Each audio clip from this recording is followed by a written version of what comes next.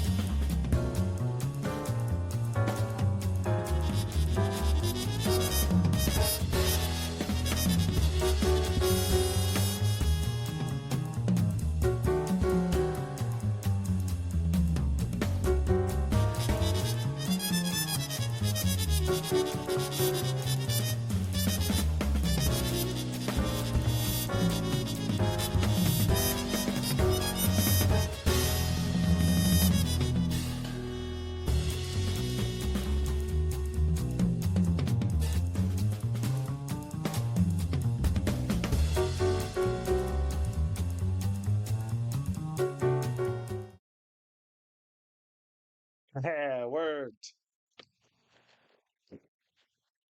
Hello and hello. As I was hoping for, Sunday, noise problems are not as much of a concern now, so I wanted to take the opportunity to do an idea that I've wanted to do for, I want to say, a couple weeks now. It's an idea that I've really had in mind for a while now, actually. Like almost like I want to say since even before I started streaming, I made a list of stream and video ideas that I wanted to do, just so like when I got into it, I already had a level of consistency or a level of an idea of what I want to do before even starting in the first place. Okay, that's good to know because there's not going to be really much game audio for this unless I decide to put some like music on in the background or something, or I decide to play the game later. So for now, it's just going to mostly be my voice. So I'm going to try to talk a little more energetic, try to raise it a little bit, just so like it's the clearest thing you hear, you know? But anyways, the idea I had in mind was making my own Smash tier list. But since I don't want to do it in a competitive sense or don't feel like doing it in a competitive sense, I had the fun idea of making a Smash Ultimate tier list, but not based on how good the character is, but based on how annoying the character is to specifically fight against. Because it could be annoying to play against them or play as them, differing based on.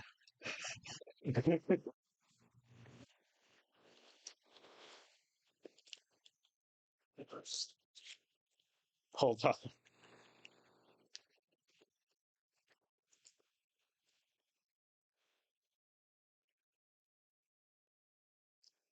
Okay, anyways. So I had this idea for a while now because as much as I love Smash, I really do love Smash. I have over 2,000 hours on it. I think that should say something about my enjoyment of the game, my enjoyment of the franchise as a whole, since outside of Ultimate, I've been playing this series since I was literally 5 years old. So I like me a good Smash Bros. Game. But I will not deny, there are a lot of characters in this game that I absolutely despise fighting against. And I'd figured I'd show those kind of emotions through this stream and through this eventually turning it into a video idea. So we got 6 tiers to work with here. And keep in mind, this is based on how annoying they're fight against. So higher tier is most likely it's bad. You don't want to be in high tier in this case. Although if they are higher tier, it could also mean they're a good character. There is a significant amount of overlap between a character being really good and also being really annoying to fight against. That's not always the case, as we'll likely see as we do this. But there is a significant amount of overlap. So we have top tier, actively subhuman if you pick this character. I think that's self explanatory. If you pick that character, I am not going to view you in the same level of a human being as me. I'm going to view you as a lesser human being, lesser than chimps who learned how to fly drones or learned how to type on a typewriter. Then we have the second tier, which I'm guessing is A tier. No hate, but I'm gonna give you a glare if I lose.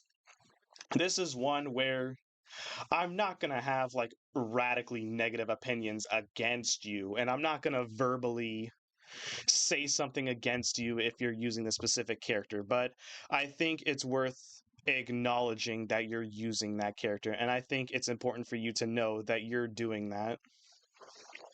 Then we have B tier, annoying but manageable. This is one where there are still things to point out about him that you could find annoyances in, but I mean, like, it's not the end of the world if you are fighting this character. It's still like very doable in your mind, and it's not unbearably aggravating if you see this character in the versus screen, like before the match starts. Then we have C tier neutral slash I, where yeah, that's just self-explanatory. It's just I. Like, okay, you pick this character, we're gonna have a fun match. This is like the breaking point where I don't really feel any negativity towards you at all at this point. Then we get into the even lower tiers where I believe where wait, I lost track of Letters. D tier. Yeah, we're in D tier now. Sorry, I'm being stupid. Just roll with me here. We have D tier now, which is I'm the one annoying you, TBH. Because honestly, at this point, with the character that you pick, I'm the one being annoying to you, to be honest. Because you picked such a low, not annoying character, and I'm likely using one in the higher up tiers, that honestly, you're the one being annoyed in this match. And then we have absolute bottom tier, which I don't think I'm going to be using because Ultimate is pretty balanced in their characters. But just in case, we also have bottom tier 1837 Victorian child worker, which I think is a good description for how I look at you as if you pick this character, given how bad I feel for you and how poor your situation must be maining this character. All right, we got all the tiers out of the way. Awesome. I'll I don't think I'll need to add any more tiers. Well, actually, I do, but that's going to be a special thing for later. But aside from that special thing later, I don't think I need to add any more tiers, but we'll consider that if and when needed. And one last thing to know before I get this started is it was surprisingly tricky to find like an ultimate tier list with all of the characters. It was very weird because a lot of them only went up to a certain point, like a certain DLC character. Like I saw one that ended at Sephiroth. I saw one that ended after Fighter Pass 1.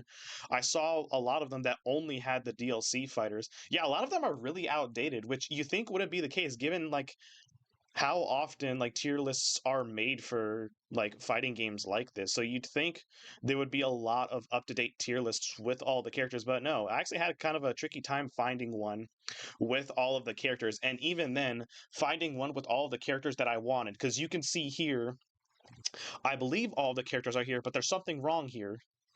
I want to do this in order of the how it is in the game, in order of how the characters are presented.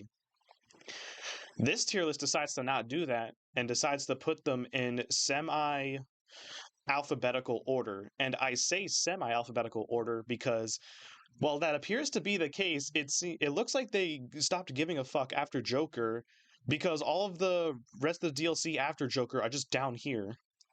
And even then, not even in order. Like, why is Mithra at the end? I just noticed that right now. I don't get that. So, yeah, just what? So I can only assume that either this person just stopped caring at some point while making this, or they made this at the time Joker came out and then later updated it with the other DLC characters, but didn't care enough to put them in the right spots. I don't know who exactly made this. I think it's this dude. I don't know, but whoever made this, they kind of just gave up. So it's in kind of alphabetical order. Point is, it's not in the order that I want them to be in. But thankfully, I was smart and planned ahead of time for this because this was the only tier list I could find. I couldn't find a tier list that had all of them and had all of them in the proper order that I wanted. So I planned around this, and I have another tab pulled up on the side of my second monitor, double monitor hours, on the Smash site with the characters in order. So I'm going to be using that as reference while I do this, just for the sake of still being able to do this in order, because I actually can't find a tier list that has all of the characters and has them in the right order. This was the best I could find, so we're just gonna roll with this for now. We all good now? We're like all cut up to speed on the tiers and the characters. Oh wait. No, we're not. No, we are not. One more thing to note. While I did have the thought in mind of considering ranking a multi-character separately. So say for example Pokemon Trainer, I did have the thought about ranking them separately, like Squirtle, Ivysaur, Charizard. Same for Pyra and Mithra.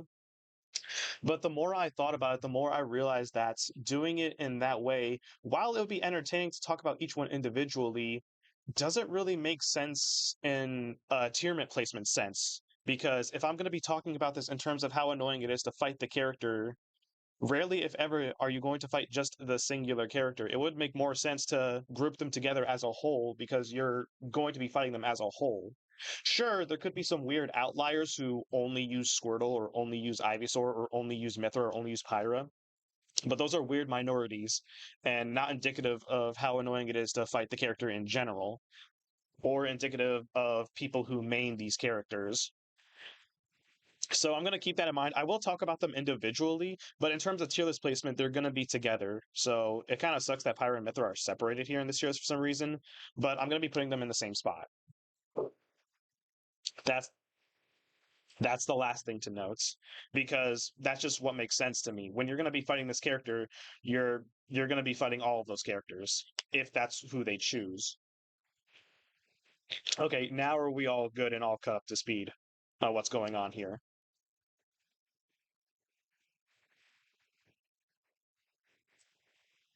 I believe so, but feel free to interact with me here. Yeah, I think we're all good to get started now. Also, as another note, I did not prepare for this much. I do have these thoughts in my mind, and I did think to look for a tier list ahead of time and prepare the tiers ahead of time. But that's about it. I didn't really make like a script for this or think much about it going into it. I'm kind of just winging this and just going based off of my experience with Smash. My personal experience and just how much I've played into the game, how much I've played against and played as all of these characters. So I'm kind of just going off of that and just kind of winging this for fun. So just keep that in mind while we're doing this. That I'm just doing this for fun and to get my opinions out there because I think my opinions are funny. But anyways, since I'm doing this in order, let's start with Mario. And you'd think with the kind of character Mario is, he would be an immediate candidate for neutral slash I. Because Mario has always been that kind of like neutral character, you know? He's always the most basic, the easiest to learn. He's one you can never go wrong within the Smash series, and they intentionally designed him that way to be one of, if not the most welcoming fighter. However, at a very good professional level, Mario can be a tricky bitch to deal with. And that's mainly because of how good his aerials are, how good, fast, and oppressive his aerials are. If you fight against a good Mario, you're not going to be allowed to breathe because he's going to want to be glued tight to your shield, throwing out up airs, back airs, or nairs like their life depends on it, and trying to combo as much of them together as possible when he finally does land a hit. Maybe go for a saucy forward air if he manages to hit you with a landing up air. They're most likely going to do that. And then they try to go for annoying gim stuff like hitting you with cape off stage or like pushing you away with flood. Mario's got some like surprising tricks that it's pretty annoying to deal with. But all things considered, I think I would just still put him only above neutral slash high, so only in annoying but manageable. Because even with all of that in mind, it's not like it's impossible to deal with a Mario. Yes, his aerials are very oppressive. Yes, his one projectile is very good, and he's got some weird gimp stuff, and everything else is just good about him. But that's the thing. Everything else is just good about him. Like outside of like his good combo game and potential like kill setups, there's not really much going on with Mario. He's just like that average like character. So dealing with him is just that, pretty average. Next up here, Donkey Kong. Donkey Kong. You see, unlike Mario, where it's kind of like all mostly neutral, DK is kind of like a double-edged sword or like two sides of a coin. On one hand, he's big, he's heavy, and a lot of his stuff is slow. So he's really easy to deal with in that regard, and like one of the easiest combo foods in the game. You think that, right? But then you go and actually fight a good DK. And you see how unholy fast his back air is, how much super armor he has. And Jack in my chat just pointed it out. He has like 4 spikes, which I think is the most out of any character. Is it 4 or 5? Hold on, I'm trying to think. There's down air, forward air, side B, down B now, which can also be B reversed. He just dunks you. Let's also not forget the cargo throw, which can either lead to up air combos at early percents or lead to straight up death at higher percents because you can't mash out of it fast enough to give you a goddamn bear hug off stage. But I think I'm gonna also keep him in annoying but manageable because, like I said before, all that aside, he's also still like heavy. He's still heavy, and aside from like his back air and maybe a couple other moves, his moves are also really slow. If you're playing a fast and like oppressive character like Mario here, or someone else like Sheik, or God forbid, playing a projectile heavy character, more on those in a sec, you can oppress DK back pretty hard. And there's little he can do other than try to avoid it, try to get in closer, and maybe try to super armor through it with like up B or some shit. So with that in mind, I think DK also belongs in annoying but manageable. Next up for number 3, we have Link, which is our first example of a projectile character. Link, I think, either deserves to be on like the highest, if not higher end of annoying but manageable, or is our first character that belongs in no hate, but I'm going to give you a glare if I lose. Because Link is, I'm going to keep him here for now while I think about this. Link is tricky to fight against no matter what kind of character you're playing as. Even if you're playing as a projectile character on your own, Link has some weird setups that can go through even your projectiles, mainly with his bomb and his boomerang angles, which can also be comboed into, which can also just catch you off guard. And then there's his Nair. Now, I'm mainly putting him up here because of his Nair. Like I have no idea what happened there, but his Nair was just made so good in this game with like all the priority in the goddamn world. And you don't, and the thing is that you don't think it's that good. It doesn't look that good. So you think it's not that good, but then it is that good. Am I making sense here? I think I'm making sense here. So I think it's also a matter of like depending on what kind of Link you play. Do you have like a lot? Do you throw out a lot of Nairs as Link? Are you more of a like a keep away projectile person, or are you like a fancy schmixing bomb setups type of Link? I think even then that's kind of annoying because Links have some weird ass bomb pressure and Z drop shit. So I think with that in mind, if you're a really good Link main, I think I'm gonna give you a glare.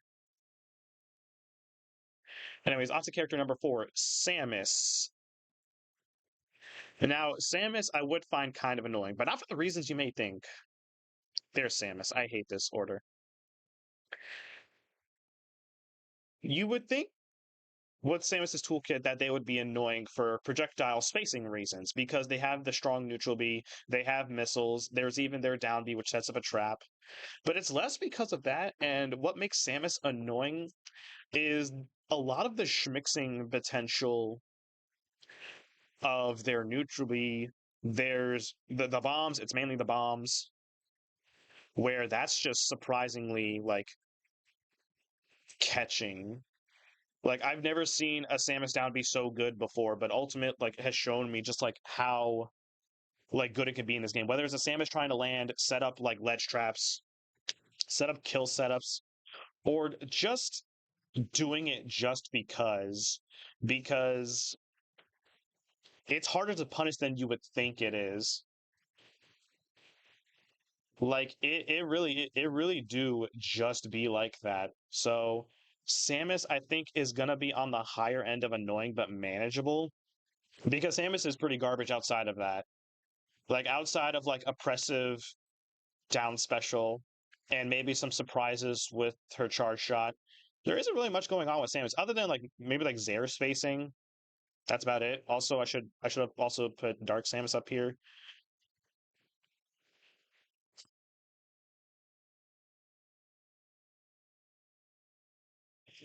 That is fair. Charging off stage is annoying too.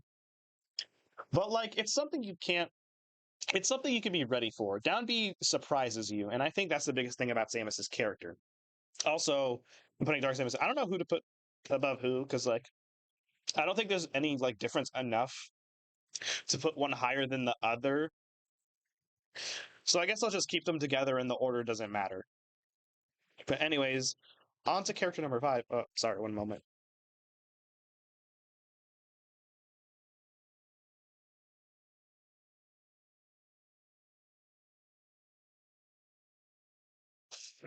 Okay, sorry. I was drinking water earlier and I guess I went down the wrong pipe. Now I'm just coughing that up. On to character number 5, technically, because Echo Fighter. Character number 5, Yoshi. Do I even have to explain myself? I mean, I'm going to anyway, but do I have to? is the question. I think it is safe to say, even among Yoshi mains themselves, they're very few and far in between. But Yoshi is just like, uh, just, just fighting against him is just, like, what is going on here? There is just a surprising amount Yoshi has at his disposal. Sorry, I'm mainly talking about like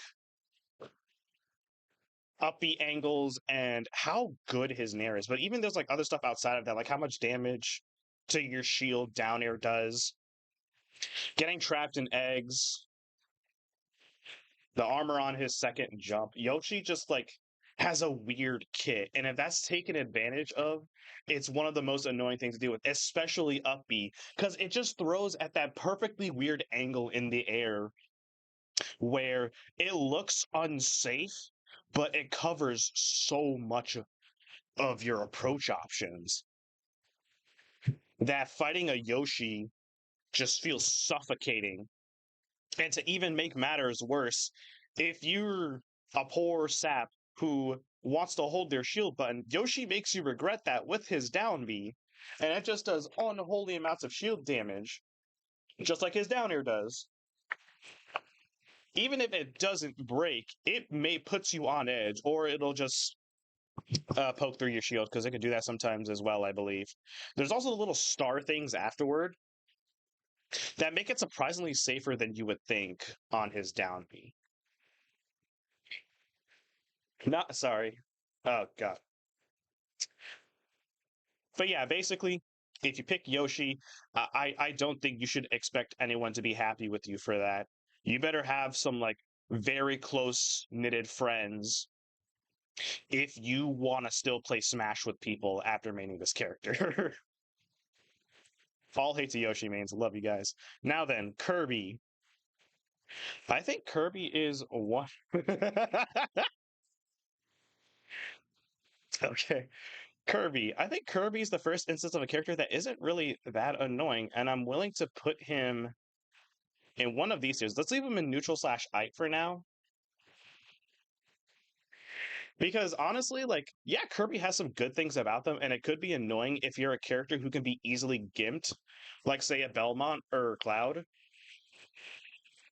and you get caught with like a Kirby like down air combo. Because I know like at early percents, if you do forward throw into down air into like neutral air and they're stupid and try to jump, that catches their jump and now they can't recover. I've been caught by that myself in the past before I was smart enough to try to avoid that. So Kirby does have some things like that could throw you off, but like, eh, eh.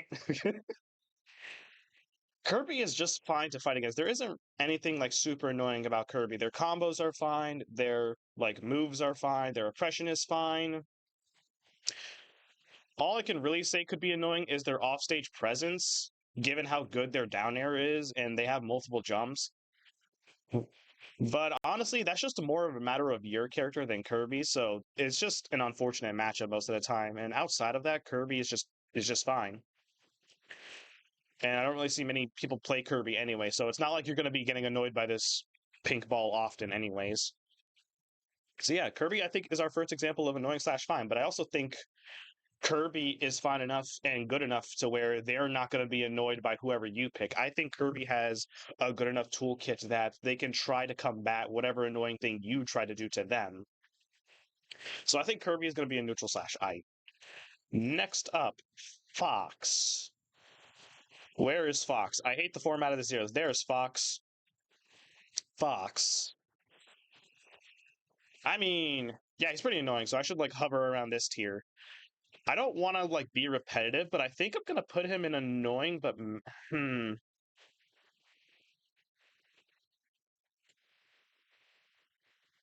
here's the thing though. He's the annoying things about it are just what make him good. Like it's just the fact that he's a very good, fast character.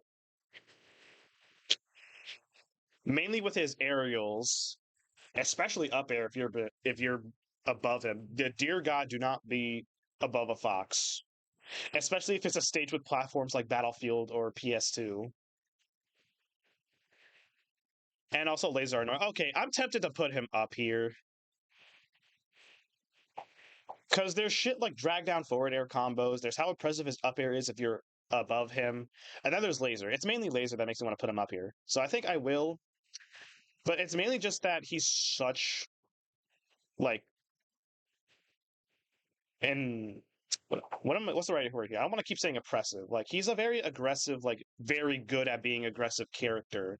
And if you're someone who can't combat that, or even worse, someone who can't combat his lasers from far away, because even if you try to get far away from Fox, he has a reflector. So if you're a projectile character, screw you. And also, he has lasers.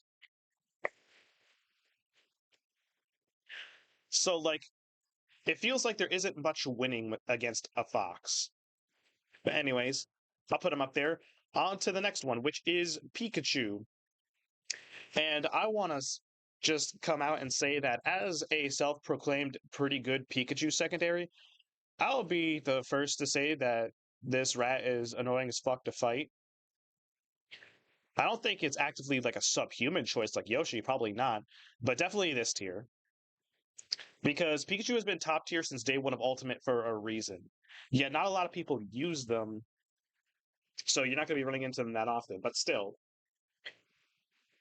running into a good Pikachu is never going to go well for you, no matter what character you're playing as, even if you're playing as Pikachu. And it's just because Pikachu is not really that bad at anything, except for one thing, and I'll get to that in a second. Pikachu just has really good everything. They're a very small character, so they're hard to hit and can low profile a lot of things. They're a very fast character with good air mobility as well, so they can be in your face. On top of a really good recovery, if you know how to properly use Quick Attack.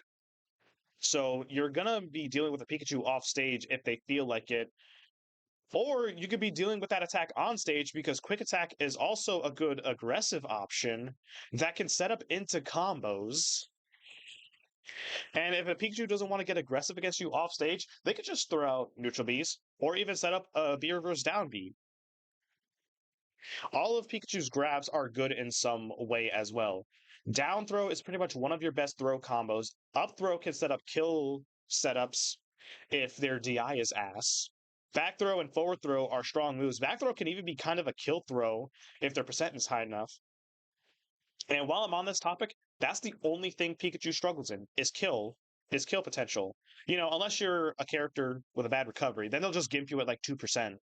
So Pikachu doesn't have to worry about that. So even this one weakness is character dependent. So depending on your character, Pikachu could have no weaknesses. But assuming you do have a good recovery, okay, we'll get to that. We'll get to that in a second.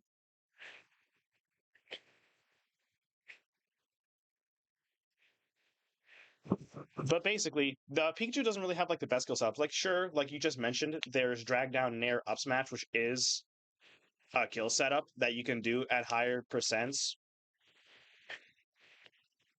But it requires you to basically fish for that, which I guess is easy to do because his neutral air is really good. All of his aerials are stupidly good, especially back air, especially nair for drag downs at early percents or any percent really.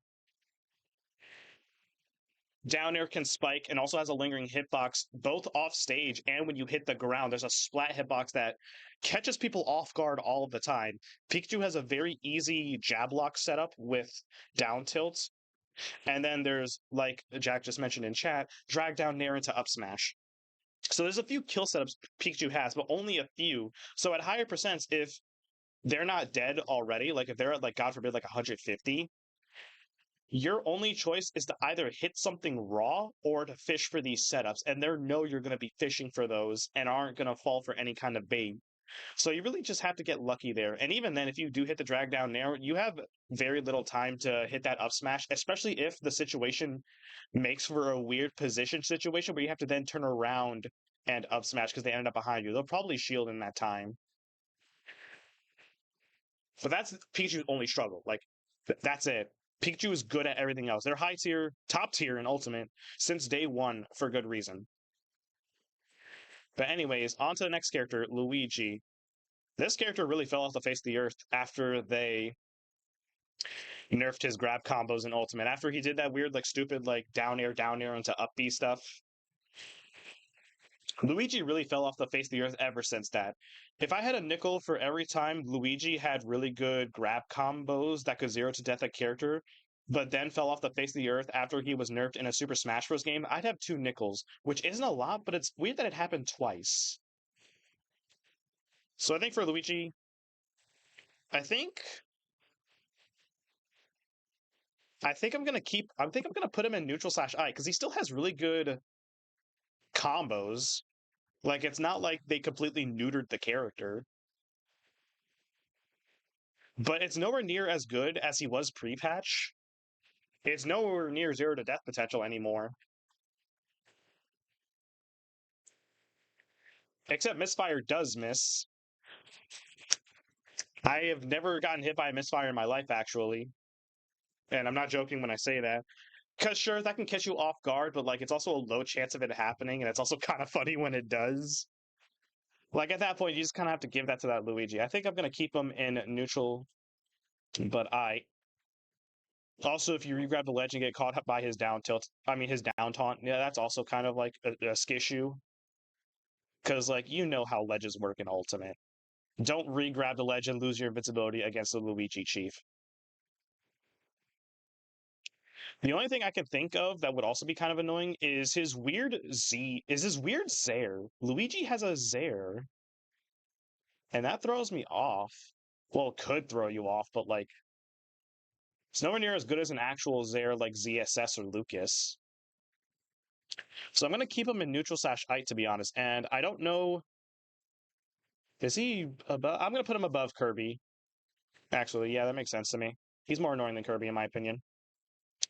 Next up though, Ness. I don't want to. I don't know if I don't. I don't think I want to say subhuman, but I'm gonna look at you if you pick Ness.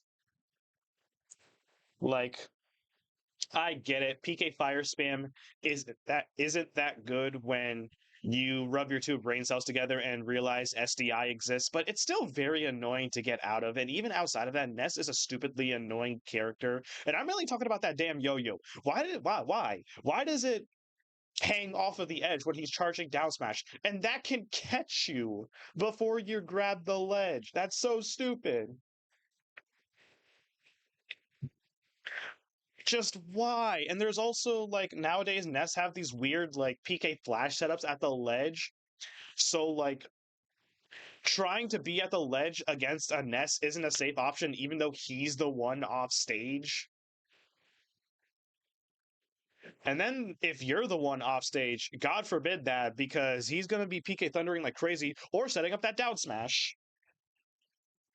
I don't know or think if it's an actively like subhuman play like Yoshi. Like I'm setting my bar pretty high up here. You have to be a really scum of the earth character to be up here, but I think Ness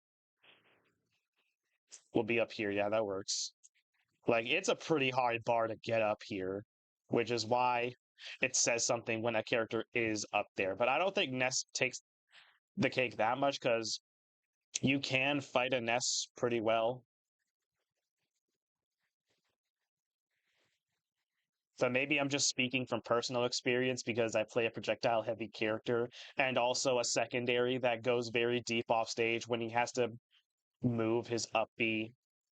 So I guess maybe it's kind of biased that I don't have that hard of a time against a Ness, but he's still very goddamn annoying. We'll keep it in mind as we go along. Just because I place a character in somewhere doesn't mean they're not subject to change. But until then, we'll for now keep them at the highest end of no hate, but I'm going to give you a glare if I lose. Next up, though, Captain Falcon. I kind of want to just put him in a neutral slash I, because like I know Captain Falcon's really good, but like he's not annoying because he's just so stylish that anything he does against you, you just have to respect it. You know what I mean?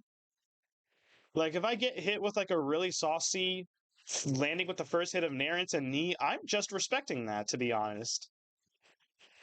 If I get hit with a hard Falcon punch read, I don't know, Chief.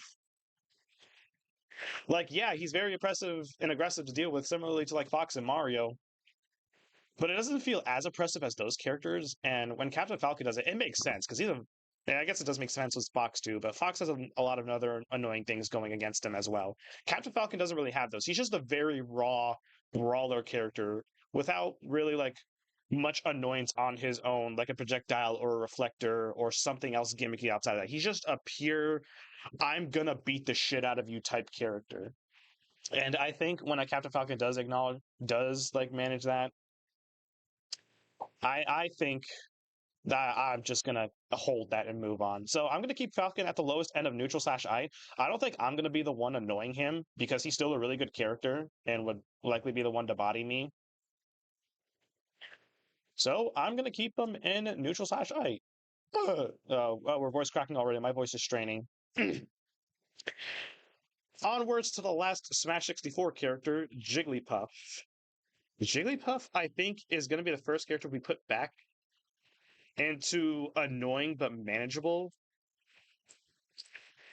because Jigglypuff can be really annoying, especially depending on the matchup. If you're a character who gets gimped easily, you're just not going to have fun against Jigglypuff. But even then, it's still doable and still manageable. Like, for example, since I'm a Richter main, yeah, Jigglypuff mains can forward air me and down air me to death off stage, but like also like I can also just smack Jigglypuff away because even though Jigglypuff has really good air mobility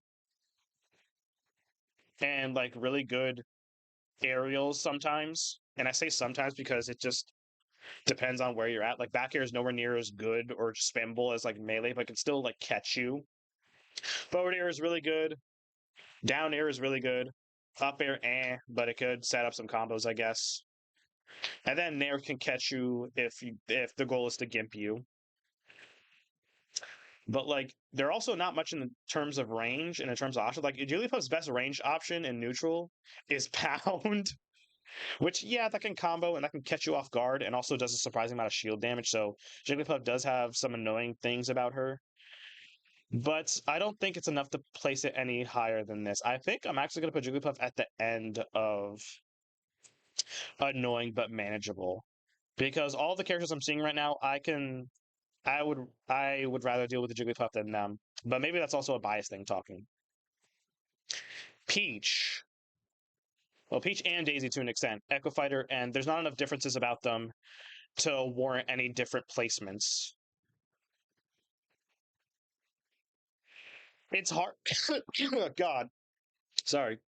It's hard to say because on one hand, it's very annoying to fight a Peach. One down tilt and you're facing like 50%.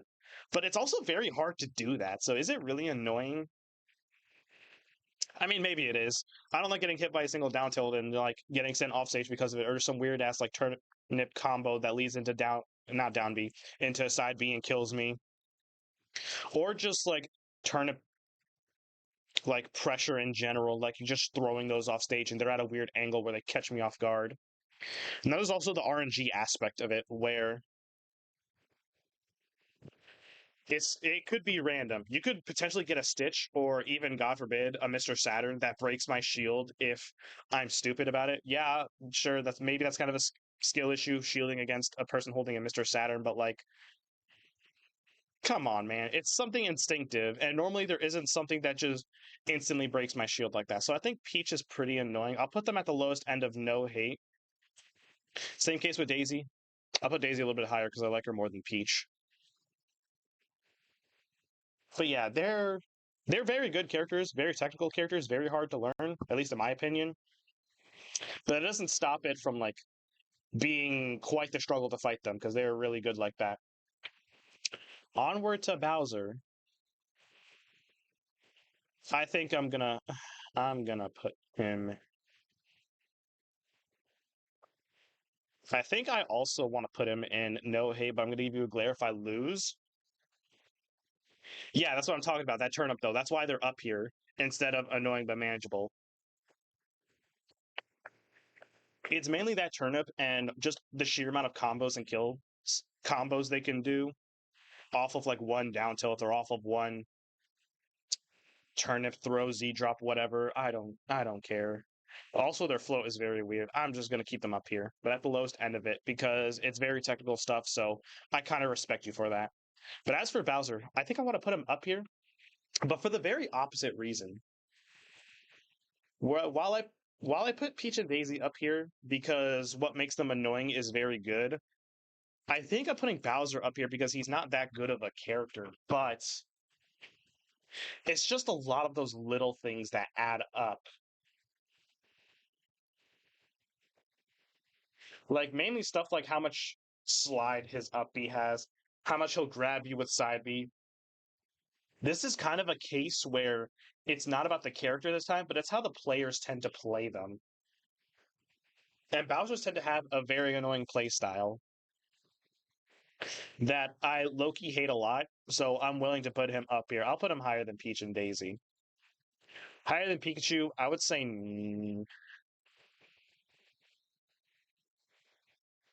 I'm reconsidering placements now. I kind of now keep it like this. But yeah, Bowser is just surprising. And when it does surprise you, it's just annoying to deal with because with him being such a slow, heavy character, you don't expect that out of him. So when he does grab you a bunch and kill you at like the top of the stage at like 80%, that's just the most annoying shit in the world. But anyways, moving on to ice climbers. You know what? This one's going to be very biased.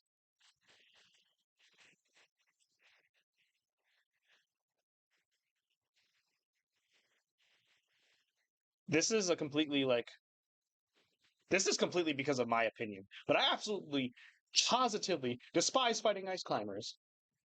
And no disrespect to the player, okay, well maybe some, but even with no infinite combos like they had in both Brawl and Melee, ice climbers are just they're still like very convoluted, long, damaging, or even killing decent combos that could end with like a forward air Nana off stage and you just die for that.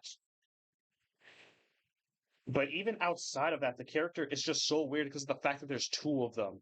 Because a lot of the matchup is dedicated to trying to separate the two, but a single up B off stage just instantly locks them back together, which like I wouldn't take that away from them, but it's still annoying to point out.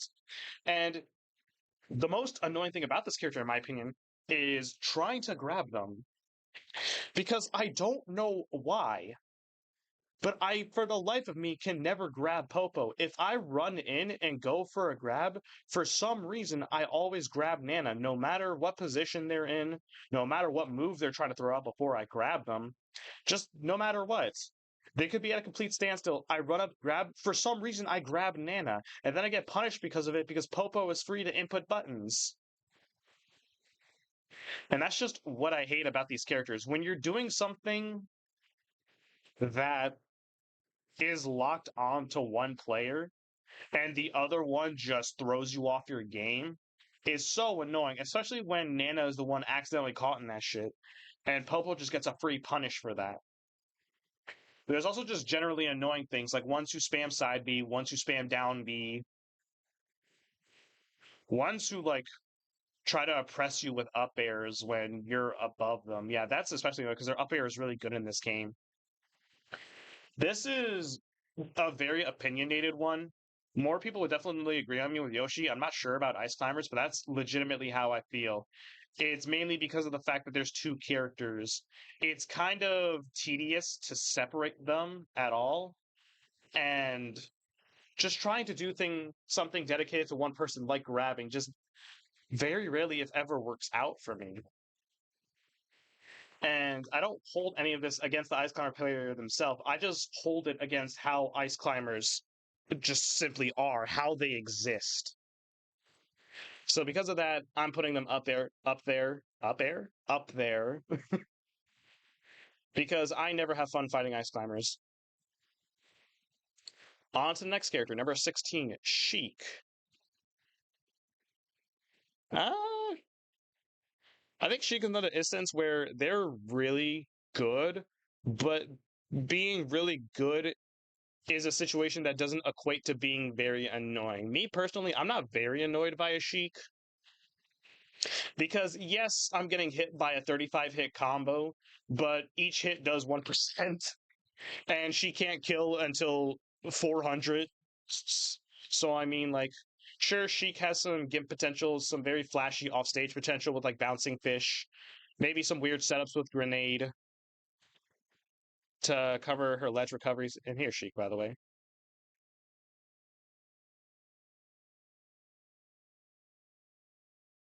I think I'm kind of tempted to put Sheik down here because sure, you're the one comboing me and hopefully gimping me.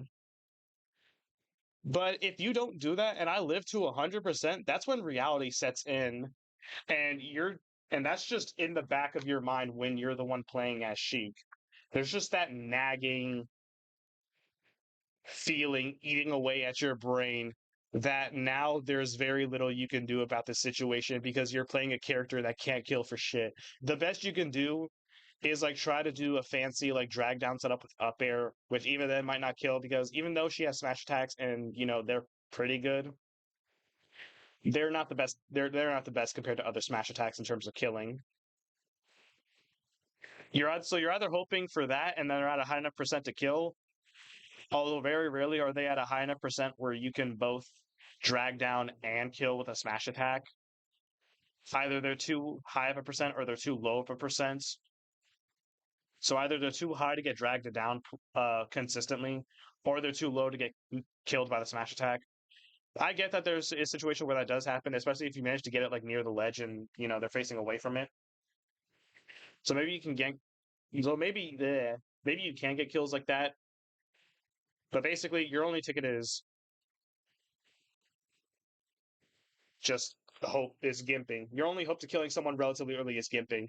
And unlike Pikachu, where you do have some potential like other kill setups like drag down near into up smash, Sheik doesn't really have something similar to that as far as I'm aware.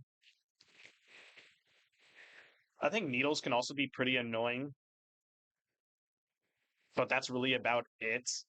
And I don't think that makes up for how sad it must be that you can't kill. So I think Sheik is going to be the first character down here because most characters have more kill power than her. So when you're in that situation as Sheik where you didn't gimp them, that's just it. But anyways, on to the next character. Why is what? Okay, so for some reason on the Smash website, Sheik is in front of Zelda, even though when that doesn't make sense to me. Why? That doesn't make sense to me, but whatever, I guess. Zelda next. And Zelda, I'd actually say is a little bit more annoying than Sheik, but not by that much. I would say Zelda is actually in neutral slash I because Zelda does have some tricky things at her disposal, tricky things that can kill you. Some weird like down B setups. Her up B can catch you off guard if she's good at angling it and spacing it. And for the love of God, please be careful when pressuring Zelda's shield. Otherwise, you just get smacked with the freest sweet spot fair or back air and she's ever had in her life, and that'll probably kill you. But like, if you're mindful of that stuff, it's not the worst thing in the world to fight a Zelda. I might get annoyed by her weird stuff, but I don't think it's something like impossible. So you'd think it would put her under annoying but manageable, but I think when you do keep that stuff in mind, it makes her like even more manageable than you would think. Because Zelda doesn't really have much going for her aside from weird setups. But anyways, I'll leave her there. Next is Dr. Mario. I'm gonna be real with you guys. I have like no opinion on him because I never really fought a really good Dr. Mario. Like I've seen some good Dr. Mario gameplay that would lead me to believe that he could surprise you in some ways, especially with like some down like a sudden down air off stage, uh catching you with down B and killing off to the top. Something like that, I'm sure. Up you had a shield is also pretty good as well, since his is really strong and you can reverse it while still hitting in front of you. I don't know, man. What else do I say about Dr. Mario? He's like he's just a less annoying Mario. So like, all right. So I think because of that, I'm gonna keep him at the lower end of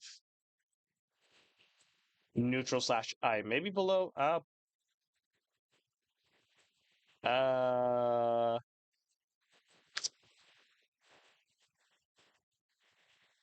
Now that I think about it, would the higher end of neutral slash I be good?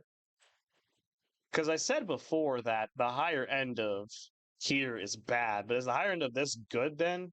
Are you a bet? I guess I didn't really think about that part. I'm just thinking about characters that are annoying, not characters that are not annoying. So I think I'm more likely to annoy you. So I'm going to keep Dr. Mario at the lowest end here. But anyways, next up, Pichu. Another yellow rat, second verse, same as the first. I'm putting Pichu up here. While Pichu, especially after the nerf, is definitely, in my opinion, more manageable to deal with than Pikachu.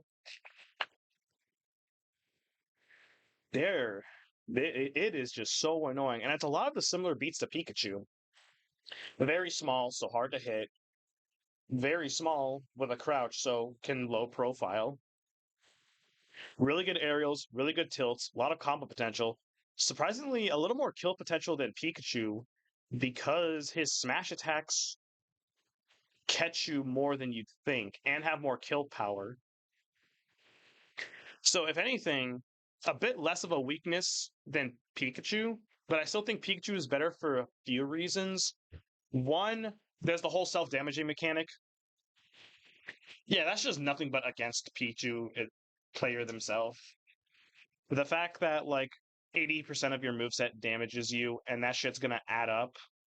Sure, there's some measures you can take to avoid this and that you can do subconsciously, like Nair and Up Air, which are really good moves you want to be doing anyway. But like you're gonna be damaging yourself a lot as Pichu. So you're gonna have that stacked against you while you're also a lightweight that can be killed easy, even easier than Pikachu, I think.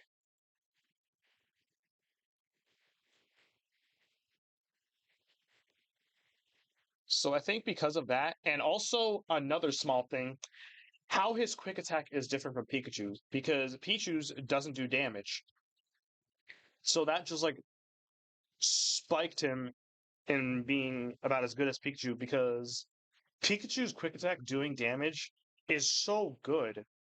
Because even if you shield it, Pikachu can dash away or do some weird like mix up on your shield, or can even lead to combos if they catch you in a weird angle and at a specific percent. Like I want to say like around like 60-ish, it can catch you. Or even at lower percents, it can catch you with up tilt. Pichu's can't do any of that though, because it does zero damage. So you're just gonna get smacked, which is something that Pikachu doesn't have to worry about because they're likely gonna get hit by the quick attack if they try something, because it's very, quick. With that being said, though, Pichu is still very annoying and even has a little more kill power than Pikachu. That forward smash surprises me more times than not. And like it's also kind of safe, so you could throw that shit out.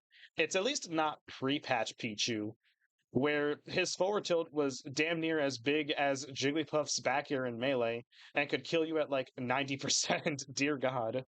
So it's no pre-patch Pichu, but Pichu can still like be kind of a bitch to deal with. So not gonna lie, if I have to deal with your Pichu or any of your yellow rats, I'm gonna look at you. And I'm gonna look at you hard. My look is gonna be hard, not me. Okay, okay, I'll stop. I think I'll just put Pichu down. I'll just keep Pichu here, I guess. I hate Bowser more than Pichu, but Pichu's probably more annoying to fight. That's enough of that. Next is Falco. Ooh,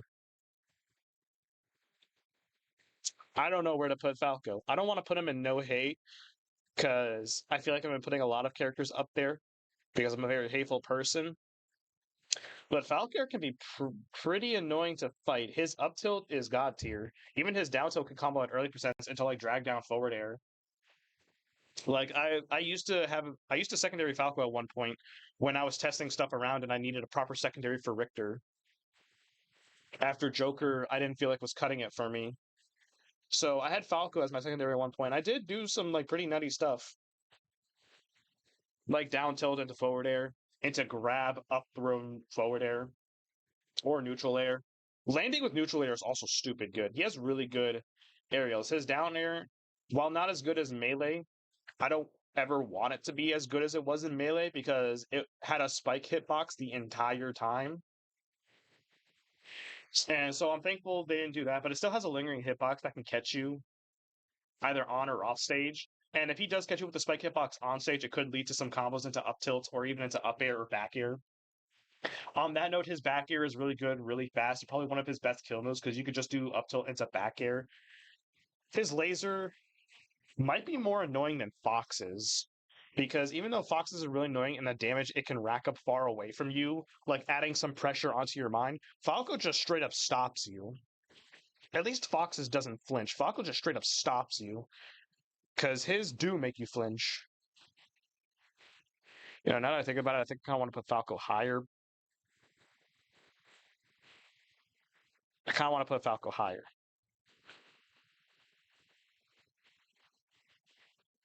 I think I will. I'm gonna put him here because my annoyance with Bowser is more petty than anything.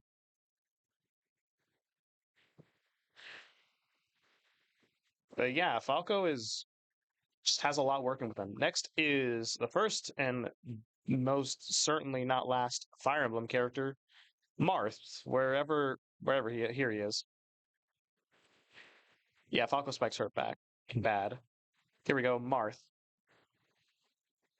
Honestly, not that annoying. I'm kind of gonna put him in neutral slash I because while Marth is pretty good, I guess, and you know tippers can hurt you pretty bad. There's nothing really like that feels suffocating about fighting a Marth, or that feels like impossible to deal with. The worst thing you'll have to deal with is like sortie spacing, which like that's more of a general thing rather than a Martha's annoying thing. So like I don't want to like I also don't think that's annoying enough to put him higher. So I think I'm just gonna keep him in neutral slash I because there's not. I'm really struggling to find things to say about Marth because, like, I guess to extent Lucina, where is she? She's the next character, I guess. Lucina's more annoying though.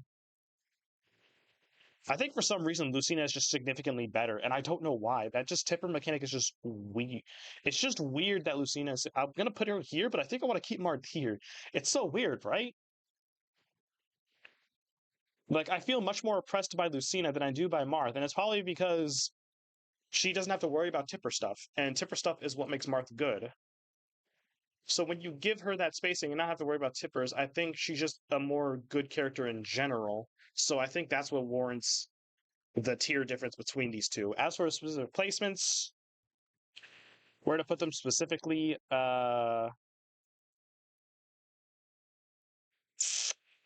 would higher be more annoying? I guess so. So I would put him like above Kirby. And then for Lucina, above Jiggly. Actually, yeah, they're like up here. Yeah, isn't that nutty? Like they're outside of that tipper mechanic, there's like no differences between these characters, none zilch whatsoever. Yet it feels like such a significant difference in annoyance in fighting these two characters. So that's my thoughts on putting Lucina and Martha where they are. The next up is Young Link. Where is he? Oh damn it! I hate this. Okay, there he is. I hate him more than Link, to be honest. Young Link is definitely worse than normal Link. Hold on, really quick. Doesn't Marth have a better grab range in this game? I don't think so. And even if he did, so what? All he has is down throw to combo into one move, up throw to kill, but like it's not that good of a kill throw. It'll kill you at like 150 or some shit. Or a forward throw just to forward throw you, just to get you like off stage or something. It's not like melee where he can chain grab you or do some like tech chase setups because his down air sends you really low. This isn't melee Marth, so a good grab, even if he does have one, which I don't think he does, eh. So I'm gonna keep Marth that low. I think even if anything, Lucina takes better advantage of the grab because she doesn't have to worry about that tipper. So when she does combo from down throw, it hurts a little more most of the time. But anyways, Ozzy Young Link, I think he's a little bit worse than Link because while Link is more like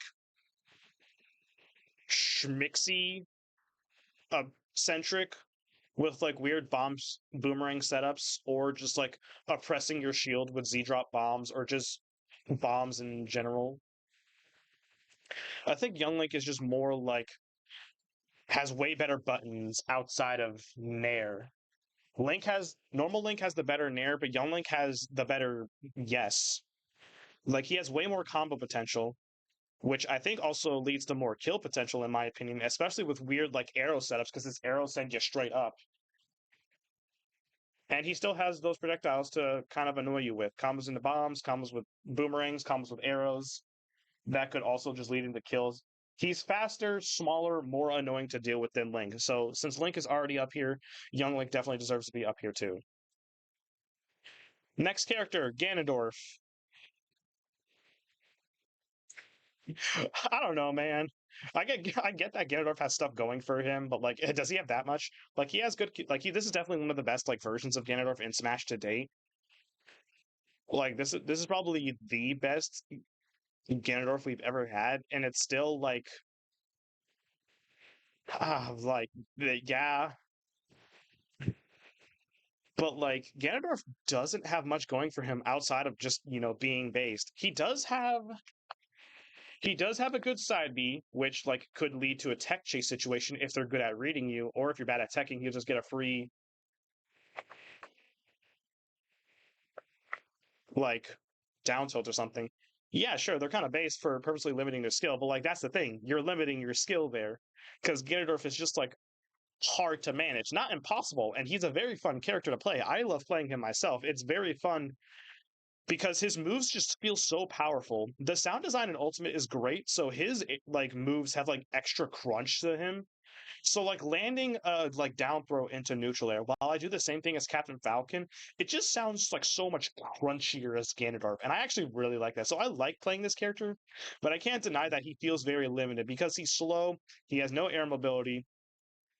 He has like very little range options, not really armor options aside from like down B, but like that's slow too. And like his smash attacks are better than they ever been, yes, but also like they're also slow. His neutral B is slow. His up tilt is very, very slow to the point where you have to be borderline lobotomized to get hit by this move, or have your shield already broken or something. Like if you get hit by something, it's really just your fault. While Ganondorf has to absolutely crawl his way through any matchup he's dealing with, pretty much. So I feel pretty bad for Ganondorf mains because while the character is very like satisfying to do good as, you're fighting an uphill battle to do good as them. So respect to Ganondorf mains. Now on to Mewtwo mains. Mewtwo's got some annoying stuff, but yeah, I did fight that really good Mewtwo on stream, and that was annoying, but like,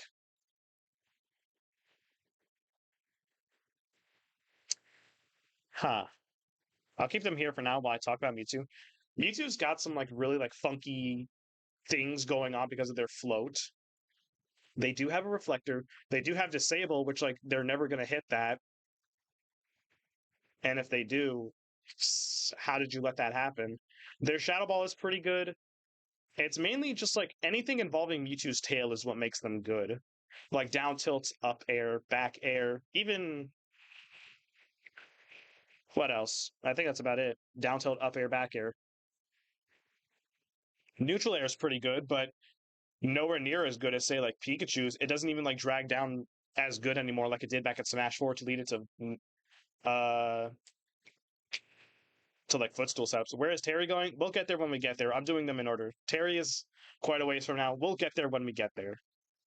Right now is Mewtwo time, and yeah, I think Mewtwo is just I. Yeah, sorry, Chief. I want to do this in order, so it's gonna be a minute before we get to Terry.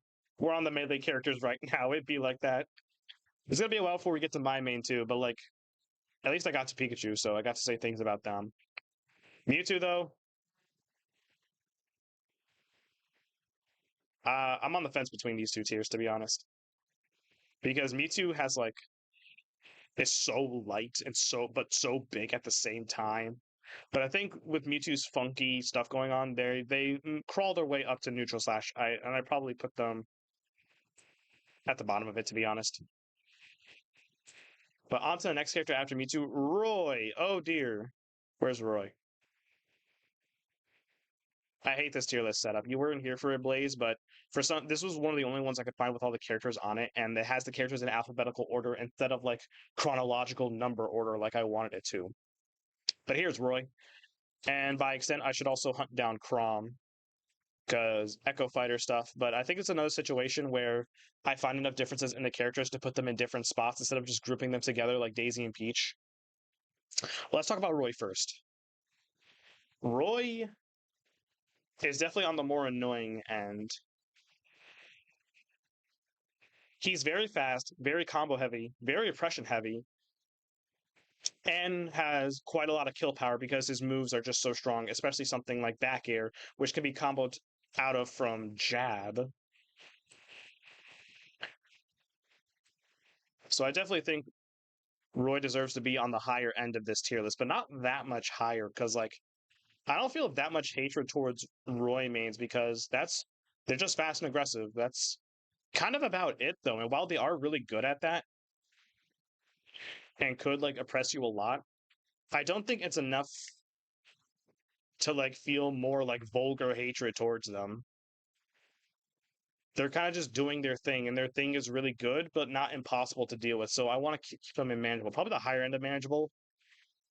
Crom, I'm gonna put at the lower end probably because he doesn't have the. Because here's the weird thing: I consider Lucina more annoying than Marth because she doesn't have to worry about tippers, but I consider Crom less annoying than Roy because he doesn't have to worry about the because he doesn't have the Hild. God, Fire Emblem characters are just weird, man. But that's genuinely how I feel. Because without that Hild mechanic, Crom doesn't kill as early or does as powerful of damage, whereas it's easier to do that as Roy. It's just weird like that, man. Like in this case, they're more annoying without the mechanic, but here they are more annoying with the mechanic.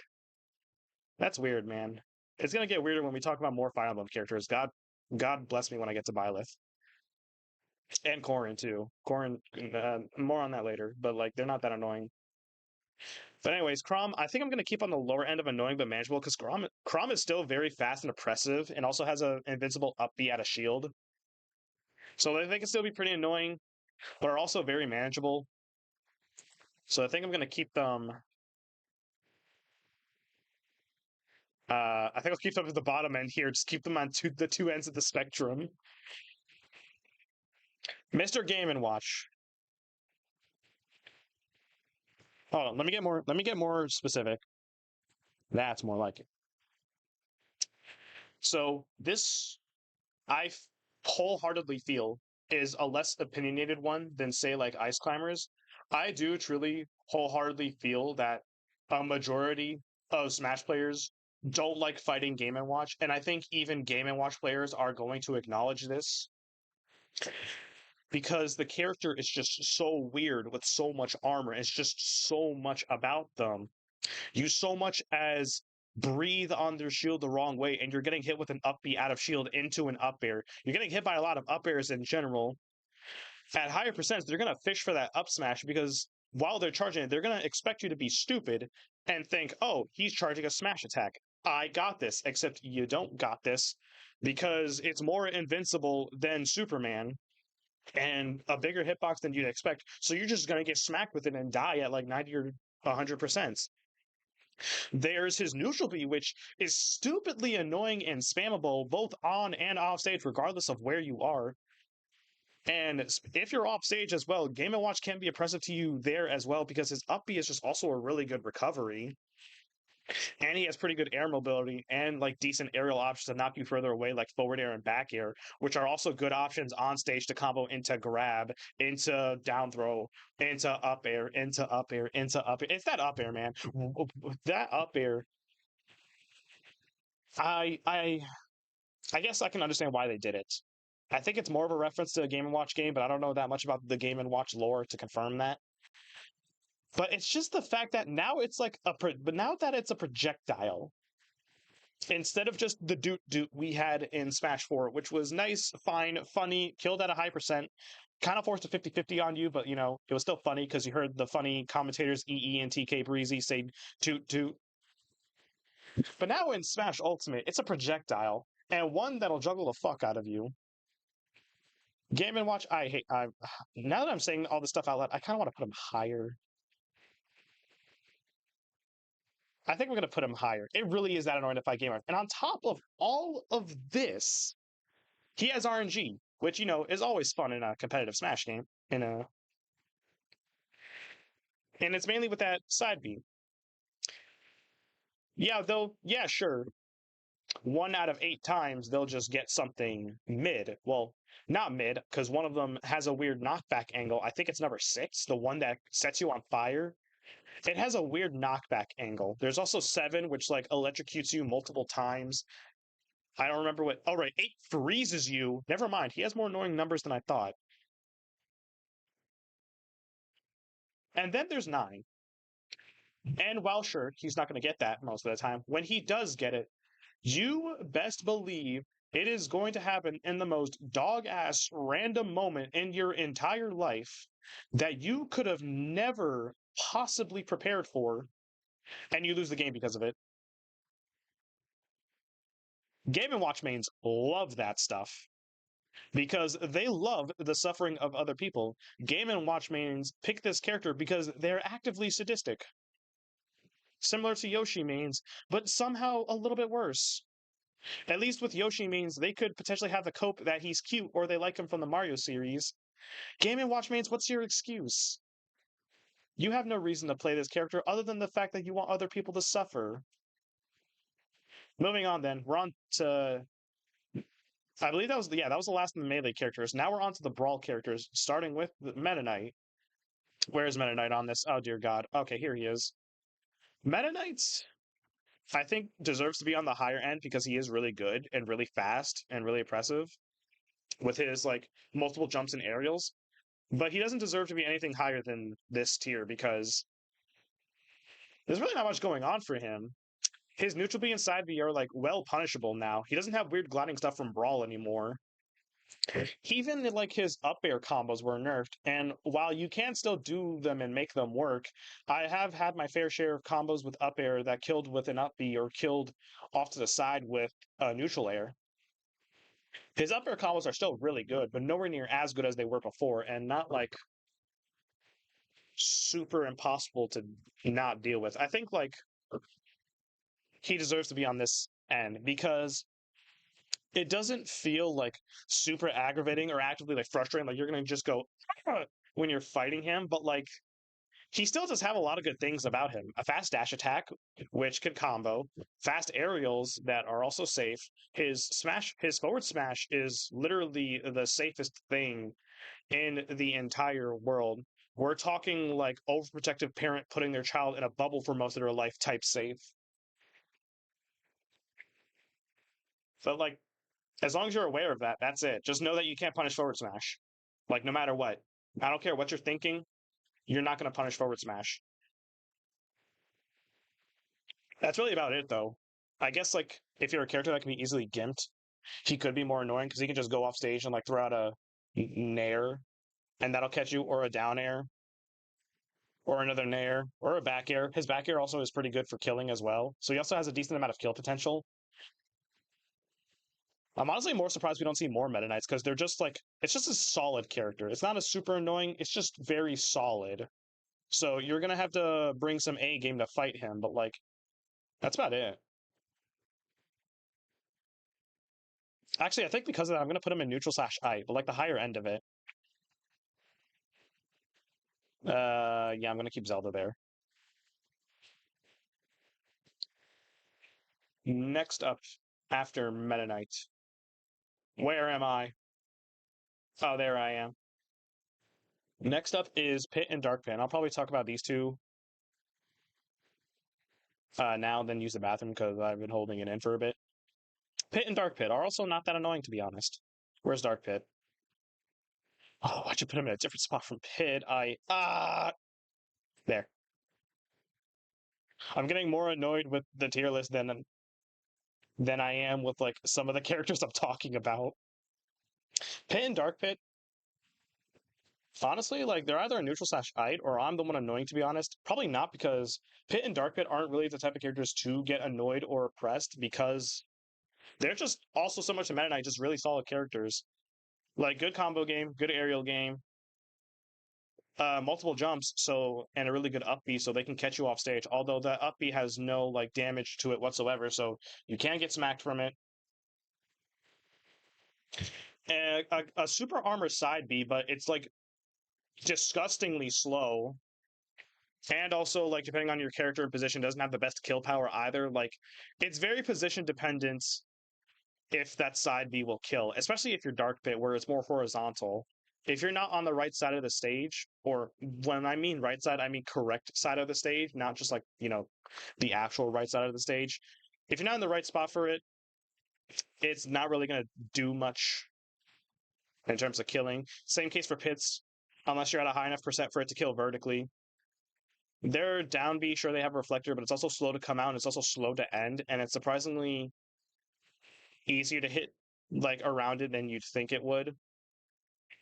So I think I'm gonna keep these in neutral slash right. I'm gonna put normal Pit a little bit higher because of his arrows. His arrows can definitely be a lot more annoying than Dark Pit's because they're so much more like flexible and movable. So it could lead to more weird like neutral beat angles, especially if you're off stage or if he's the one off stage and he can start pressuring you while you're on stage. So I think actually Pit is. I don't think by that much. Hold up. I think I kind of want to put Pit above Marth. Yeah, I'd say above Marth, and then Dark Pit like above Kirby. Yeah, we'll keep it weird like that for now. All right. Anyways, I'm gonna use the bathroom. Be right back. I've been holding it too much, and I've been drinking a lot of water for this to keep my voice from straining as hard with all the talking. But anyways, I'll be back.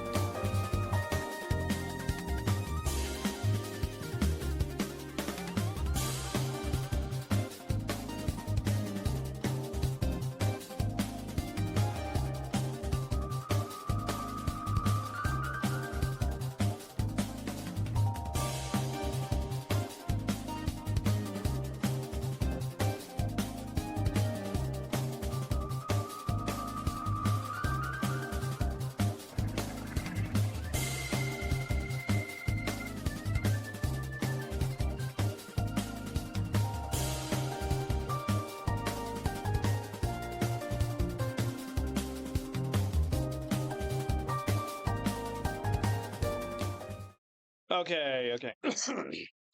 Sorry about that.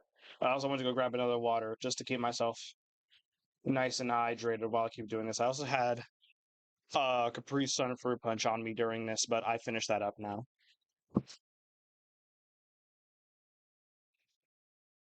I just finished talking about Pit and Dark there, right? So Zero Suit Samus after that. ZSS is kind of one of those characters. Where is ZSS? Down here. Should have figured it'd be a lower because it's Z, but then they gave up with the DLC. I hate this tier list.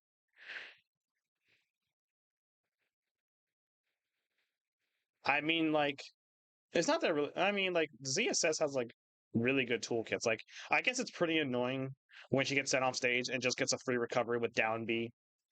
Her Zaire is pretty good. Her side B catches you more times than you would think. I don't know. I'm stretching to find things annoying about ZSS, to be honest.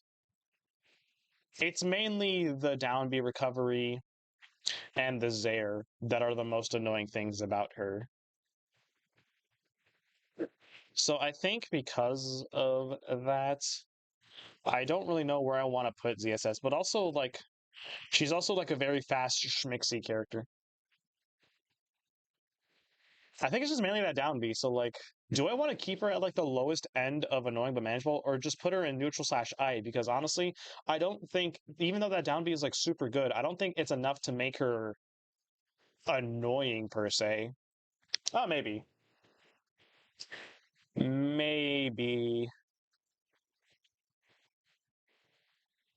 Because honestly, I could probably think of a character or two down here that's more annoying to fight than ZSS. So I think I'll just put her in neutral slash I. Why is Mewtwo so low? I hate fighting him.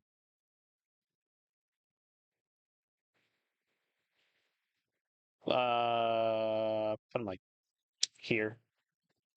And then ZSS, I think I'm going to put it the higher end here, like even lower than Meta Knight, because Meta Knight has faster aerials and also a smaller hitbox and more jumps to deal with off stage. Well, if you're the one off stage, ZSS really just has down B. That's about it.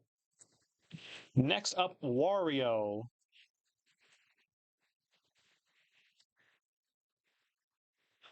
I think Wario is an interesting case. I'm going to put him up here. And this is a personal opinion thing. I don't think he's annoying because he's a good character. I think he's annoying because of the kind of character he is. And what I mean by that is that he's fucking disgusting. Like when you land like a flashy like up air starting with a nair, up air, down B combo, I'm less annoyed by that and more annoyed by the fact you farted on me and Wario's laughing in his victory screen afterward. Wario is just like a very like cartoony, gassy, disgusting character. And I get that that's the point, but it's also the point to be annoyed by it. Like that's kind of the character Wario is. So like it does not feel good on you to lose to that by getting farted on. He's also just like very weird but good to deal with. Like his forward tilt has surprising amount of kill power. His down tilt is surprisingly fast. Up tilt can combo and covers more air than you'd think. Up air is really good. Nair is really good. Back air is kind of good. Down air lingers. Chomp is like a command grab and can even grab you off stage. Actually, he's more annoying than I thought, even outside of that. Even just fighting him, if he wasn't disgusting, he's also just annoying to fight against. So yeah, I think he deserves to be up there. Snake. Where is Snake? Snake.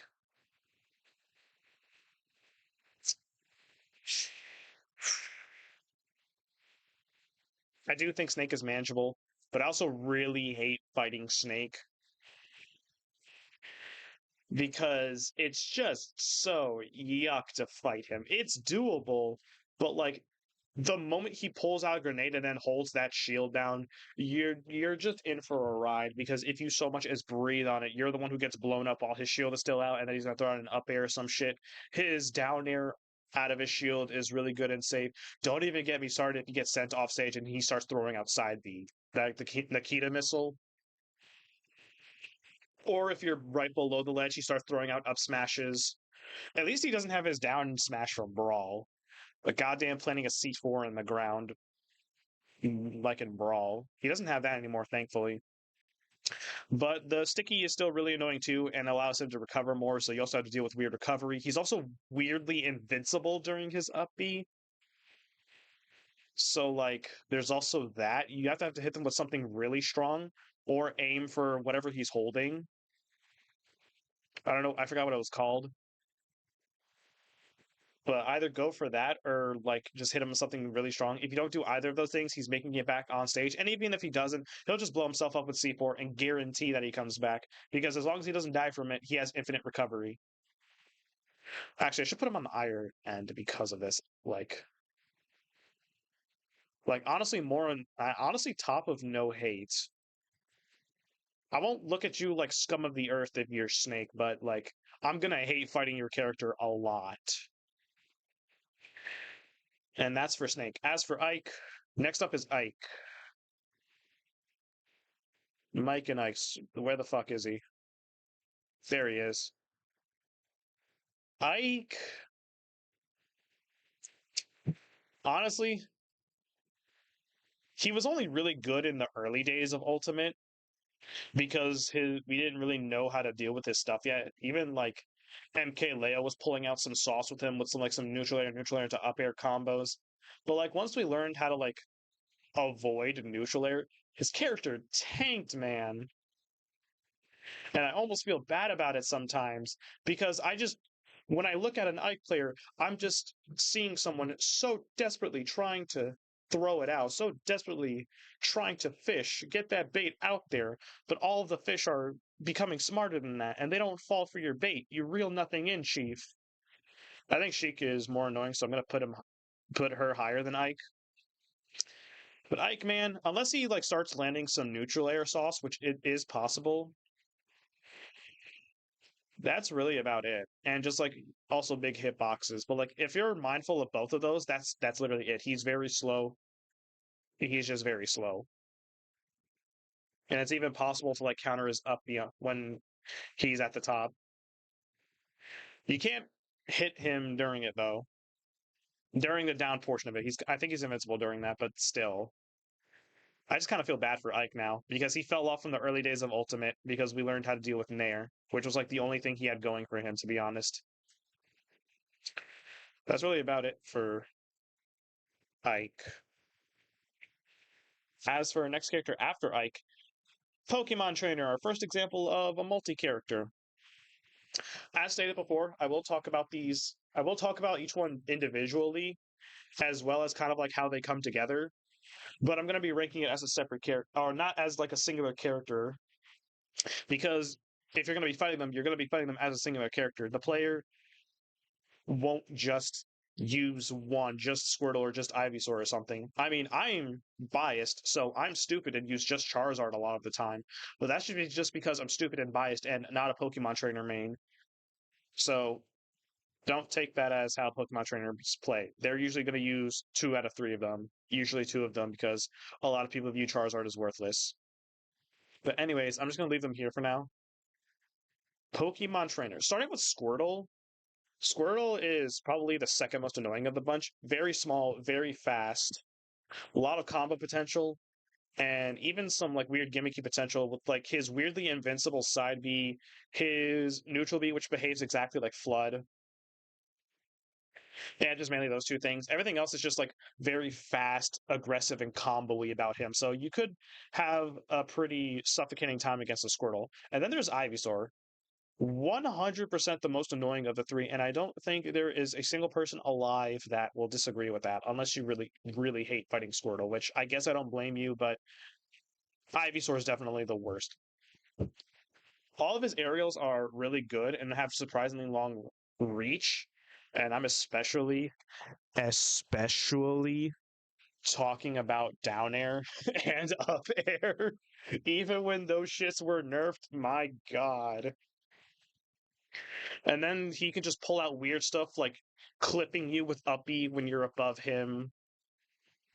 There's also just his Nair, which is like it's comboable and also just like has such a large catch shoot hitbox.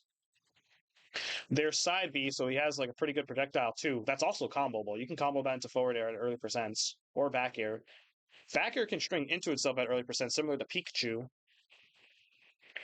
I don't need to say more about down air. And there isn't really much more I could say about that in terms of weakness for both Squirtle and Ivysaur, other than like Squirtle doesn't really have that much kill power. And if you shield his side B, he's very exposed. So there, I guess there is that going against him. And Ivysaur, all I can really think of is that he's kind of light, and also his his up B is a tether. So I guess maybe you could also take advantage of that. They got rid of the stalling mechanic from Brawl, though. I think that was for the better, but still very annoying to fight those two. Charizard, nowhere near as much. Like Charizard, in a lot of people's eyes, is straight up worthless. So don't be surprised if when you do fight a Pokemon trainer, you just never see Charizard in action, like at all. Like if they, for example, die as Ivysaur and respawn as Charizard, you're just going to see them immediately switch to Squirtle. Or just the entire match, you're never going to see Charizard see the light of day outside of that Pokeball. You're just going to see Squirtle and Ivysaur. But there's some Charizard people out there, or people who use Charizard, and you think you think he would be used more as like sort of this dynamic of Squirtle is fast and has all the combos, Ivysaur has the range, and Charizard has the kill power. Except Squirtle and Ivysaur can kill just fine, mainly Ivysaur. So like because of that, you're usually just sticking to Ivysaur if it's time to kill them. Charizard is not really the best in terms of that kind of role, being the slow heavy hitter with the kill power because, well, again, as I mentioned, Ivysaur has kill power just fine. And Charizard is just so slow that your best way of killing them is to catch them off guard with a Flare Blitz. Which, yeah, that's going to happen a lot. It's going to happen more often than you ever expect it to. You think it's a super obvious move, but it's kind of like Drive Impact in Street Fighter 6, where you know it exists, you know it's punishable when you're ready for it. You try to be ready for it, but even when you are, it's just like harder to react to it than you think it would be because they use it in a situation that's just weird to you. And I think with all of that combined, mainly with the annoyance of Squirtle and Ivysaur, I would say they're annoying but manageable. I'd probably find them a little more annoying than Lucina, but not as annoying as like the down B oppression from Samus and Dark Samus. So I'll put the entirety of Pokemon Trainer in this spot right here. And that's three of them there. Next is Diddy Kong. I think he's very annoying, but I don't think to the point where I'm going to hate you a lot for doing it. I think I'll put him. I really don't like dealing with Samuses, so. But I think even I have to admit that Diddy Kong's a little more annoying, so I'll put him there. Because the thing about Diddy Kong is that like he's just a very like mobile, small character. You're never gonna keep that thing down. He's gonna be constantly like throwing out fast aerials, whether that be forward air or back air. He's gonna be reversing with the charge of his neutral B. He might throw some neutral Bs out, and you got to get hit by the straight peanut that flies in the air at an angle and is very slow. Or what's most likely the case, he's going to be doing a lot of side B cancels off of ledges. So best bet, don't fight him on a stage with ledges. Just at all. Pick FD and hope he doesn't ban it. But I think, all things considered, it's not enough to put him higher than this. Like, I'm not going to absolutely, like, blood boiling, face red, ears steaming rage if you're using Diddy. Anyways, although a character that does make me feel that way is Lucas, the next character. I think he's more annoying than Ness, to be honest. And that says a lot for me. But God, man, I just hate dealing with Lucas. His side B is more. I don't. Okay, maybe I won't go that extreme. I won't say his side B is more annoying than that. Maybe it is actually because it goes farther, and it just like it behaves differently in the sense that it just knocks you back. And Lucas has so much mobility during it that he can space with PK fires really good. Nair can combo into itself to a disgusting degree. His up smash is invincible. His down smash can two frame and is really strong. And I should have pointed this out with Ness, but it's also worth pointing out that Both of their forward smashes can reflect projectiles, which can catch you off guard, and there's also their side Ds, which not only deal damage, so there's also some weird combo potential with that, but also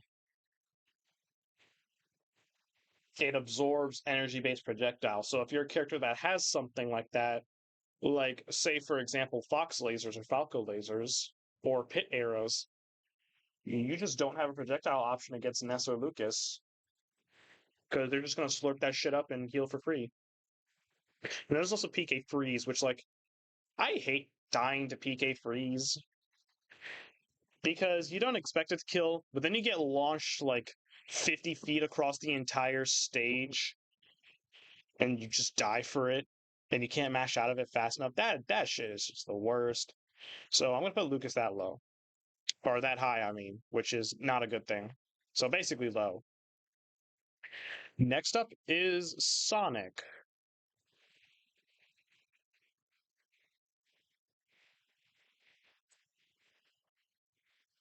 Yeah, look, the look. Does anyone else remember just like during the early days of 2020, during COVID pandemics, where we had to switch to basically exclusively online tournaments, and Sonic was just the fucking worst. It started like running rampant, or at the very least, like a healthy number of Sonic players were showing up and just causing a scene with timeouts. I'm only talking about Sonic's. Yeah, he's a really good player, but like at that time, it just like Sonic playstyles in general are just so annoyingly camp because he has so much movement speed and so much like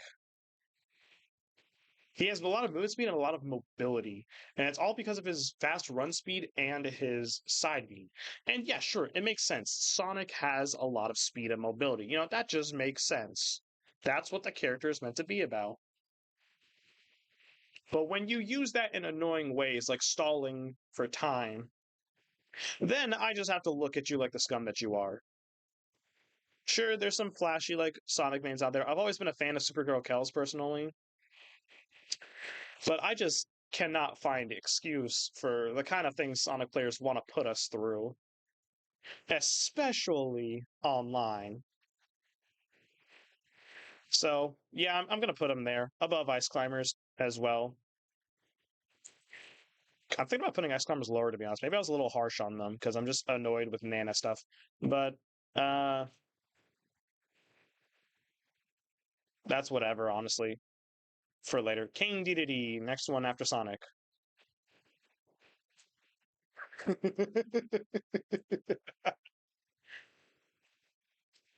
Yeah, similarly to Ganondorf, except unlike Ganondorf, I don't respect you for it. I just, I guess I do get kind of annoyed by it, but like not in the sense that you want it to be. King Dedede just like has so little. Yeah, sure, it could get annoying to get hit by stuff like, like down throw into forward air, or get hit by a strong up air that has multiple hitboxes. And of course, there's his Gordo and weird Gordo. Actually, he has a weird Gordo setup too. So I think I'm gonna put him a little higher and put him in. I'm the one annoying you, to be honest. He does have some things I just realized now, but then like everything else about him is just so slow, and he's just so fat that like, and even then, even with the weird Gordo stuff, if it's a character with a reflector, or if it's a character that just simply hits it back, because you can hit the Gordo back at him, and it will hit him back. There's just not much going on Deity can really do to annoy you. The most annoying part is when you somehow die to a deity and you're going to see them inevitably either hold crouch or spam crouch to bag you because he has the one of the funniest looking crouches in the game where he just lays and is draw me like one of your French girl poses. But that's really about it. So DDD represents a bit more of an annoying character with some of these things in mind, but not enough to like be higher than this or to be the one who's less annoyed because honestly, you're most likely going to be the one more annoyed unless you get your successful trolls in, like a funny up B spike or something, and that's all the success you have in that match, and that's literally it. But at that point, I just feel more pity for you than anything. If that's all the fulfillment you get, but some of those things do happen sometimes. So I think I'll put him a tier higher than Ganondorf. So there's King Dedede. Next is uh oh next is Olimar.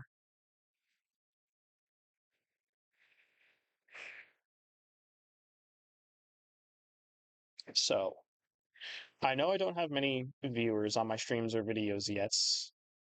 So I know many people probably don't see this, but I don't think I've made it a secret in any Smash stream whenever the situation arises. I don't think I've ever hidden my hatred for Almar or have even tried to dial it down in any reasonable way whatsoever. As soon as I see Olimar on my screen, there is absolutely nothing on my mind other than pure, raw hatred, malice, even towards this character and potentially towards the player who decided to pick this character of all people because you're embracing what this character does to other people. Olimar, in his essence, is always going to be a very annoying character to fight against. And I don't care how good he actually is in ultimate competitive. He is really good, especially from good players like DeBuzz and some Japanese player I'm forgetting. I think Shutone it is, or I could be wrong about that. Respect to those players, but no respect towards this character. His gameplay style is very annoying, and I felt this back in Smash 4 for Glory when the online was arguably worse at times than Ultimate. Better or worse, people can argue about that, but it wasn't the best. So when you came across a for Glory Olimar, and all he did that entire time was run away from you and throw those Pikmin at you, and they just latch onto you and just it doesn't do much damage. But that's the point of it, because when there's three of them on you, or when it just keeps happening throughout the span of the entire match, it builds up in your mind. Not only does it rack up a little bit of percentages, but it also racks up a percentage of your mental sanity. For every percent you gain from those Pikmin latched onto you, it's a percentage of sanity you are losing during this match against an Olimar. And it's one that slowly deteriorates over the span of the entire match as Olimar does his best to rack up this damage as much as possible. And in Ultimate, it's much worse here because along with this mental insanity of damage racking, there is also the fact that there's also a lot of other stuff really good about him. His down B has like frames of invincibility, so if he uses that well, he can make it back to it's basically a pseudo air dodge, similarly to Pokemon Trainer switching or Pyramithra switching, except it's more armor than anything. His up smash has so much priority. It'll just go through most things in the game. And then his aerials were given more priority, especially if he has a purple Pikmin on him, which you know damn well that's what they want. Either to latch onto you and slowly just drain you of your mental sanity. They also want purple Pikmin because purple Pikmin lead to better moves. Unless they want a blue Pikmin in the front to kill you with a kill throw. Because Almar also has a kill throw, he also has a combo throw, and both are relatively pretty strong. Even if you are in the best case scenario where you take these Pikmin away from Olimar, because yes, it is possible to kill them, you're just not safe even then. Because while other characters, when they lose their AI buddies, like say Rosalina or Ice Climbers, when they lose their AI buddy, they have to wait a certain amount of time, if any amount of time at all. Rosalina, I think, has to wait like 13 seconds or something before Luna, ignore that. Luma comes back. And ice climbers, there's just no waiting at all. If you lose Nana, that's just it. You're you're solo for the rest of that stock. Olimar, this is rarely, if ever, an issue because he pulls out Pikmin so fast. And he can have three Pikmin back on him in the span of like 0.02 seconds, and you can't punish that. And if you do punish that, it's not going to be with something strong or helpful. So you're just going to have to take that minuscule punish damage, if any at all. It could be possible that he pulls them out fast enough, shields whatever you try to do, and then he's the one to punish you for that. Because he pulls out those Pikmin so goddamn fast.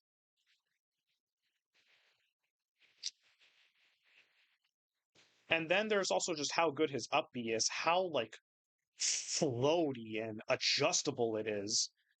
And he's throwing those Pikmin so that he can have more influence over that. It is not as heavy. Sometimes he'll hold on to one Pikmin though, so that he can do an aerial out of it. Because yes, he can instantly do an aerial out of his up B. And I've seen Olimars take advantage of that by doing some weird up B momentum on stage to go through my stuff, or just to approach me in a weird angle and hit me with a very good aerial. Olimar mains are in fact picking men. And I never want to hear an Olimar main cope because the sound of your voice, knowing what character is behind that, just fills me with existential hatred and is one of the big reasons why I am the hater that I am today. But Olimar only deserves to be at the top here. There are some more things to talk about, but we'll get to those. Next is after Olimar, Lucario. Sorry, just I'm fumbling at words now because I've just spent so long ranting about Olimar and just all this hatred on my mind.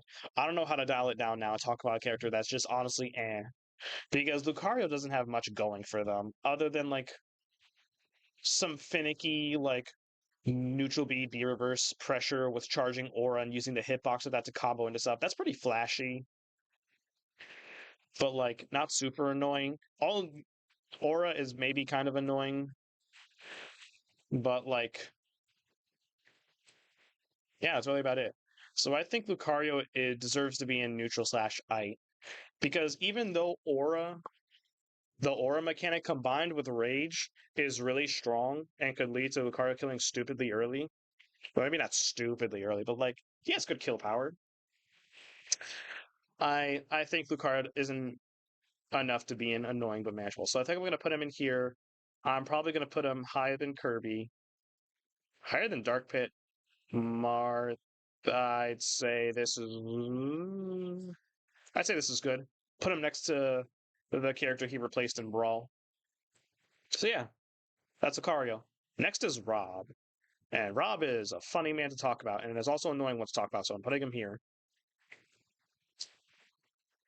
Rob is quite the funny guy. And Rob Baines wants you to know that they are indeed funny guys. But notice how I'm not laughing.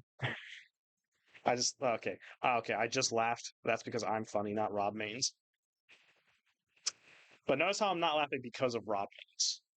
And that's because fighting Rob is, as a matter of fact, not funny or not fun. Because Rob has surprisingly good annoying options in both neutral and when you're at the disadvantage. That fighting a Rob could just be I don't even know what a right word is for it, but like you're dealing with quite a lot of shit. Had a Rob Main as a physics teacher, he was a snob. Oh man, the jokes just write themselves.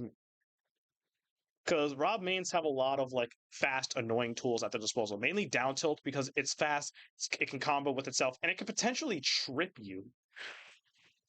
His grabs are good. His down air burials you, which like a few characters do that, yeah, but like it's still annoying when it happens. Would you say? I would say he's worse than Bowser. Yeah,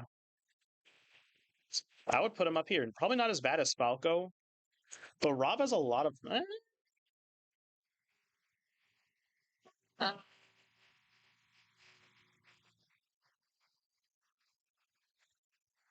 I'd say Falco's worse. He's definitely not above the yellow rats, so I'll keep him in this range. But Rob, there's just so much you're doing with the down tilt, like I mentioned before. His down throw, his up throw is surprisingly good at killing. There's his neutral B, which can ricochet and just like catches you so good because of how it can be angled. There's his side B, which can be a good combo ender or just a good thing to randomly throw off stage to catch someone and kill them because of it. Because you're flying like 10 feet and you're carrying them with you the entire time, and then it ends with a high amount of knockback, you're likely going to kill because of that. So there is that. And it's also just the gyro. The gyro is definitely one of, if not the most annoying thing in his toolkit. Also his fast forward air, but it's mainly the gyro. The fact that he can grab it like an item, the fact that it just spins there, being its little neutral holding self, and it could lead to kill setups at ledge. It could knock you further away off stage, or it could just be used to add further pressure to your shield while Rob Z drops it like a god. So Rob is not the funnest to deal with. Let's just leave it at that. I think I've gotten a lot of hatred out of my system with Olimar, but actually I lied to you because we didn't reach a certain character yet. But anyways, after Rob is Toon Link, wherever he is, and we're getting closer to finishing. We got 3 rows left, which is like 3 rows of 14. Someone do the math because I'm too stupid to do it in my head. It's like 14, 28, 30 something. 30. Wait, no, is it 40 something?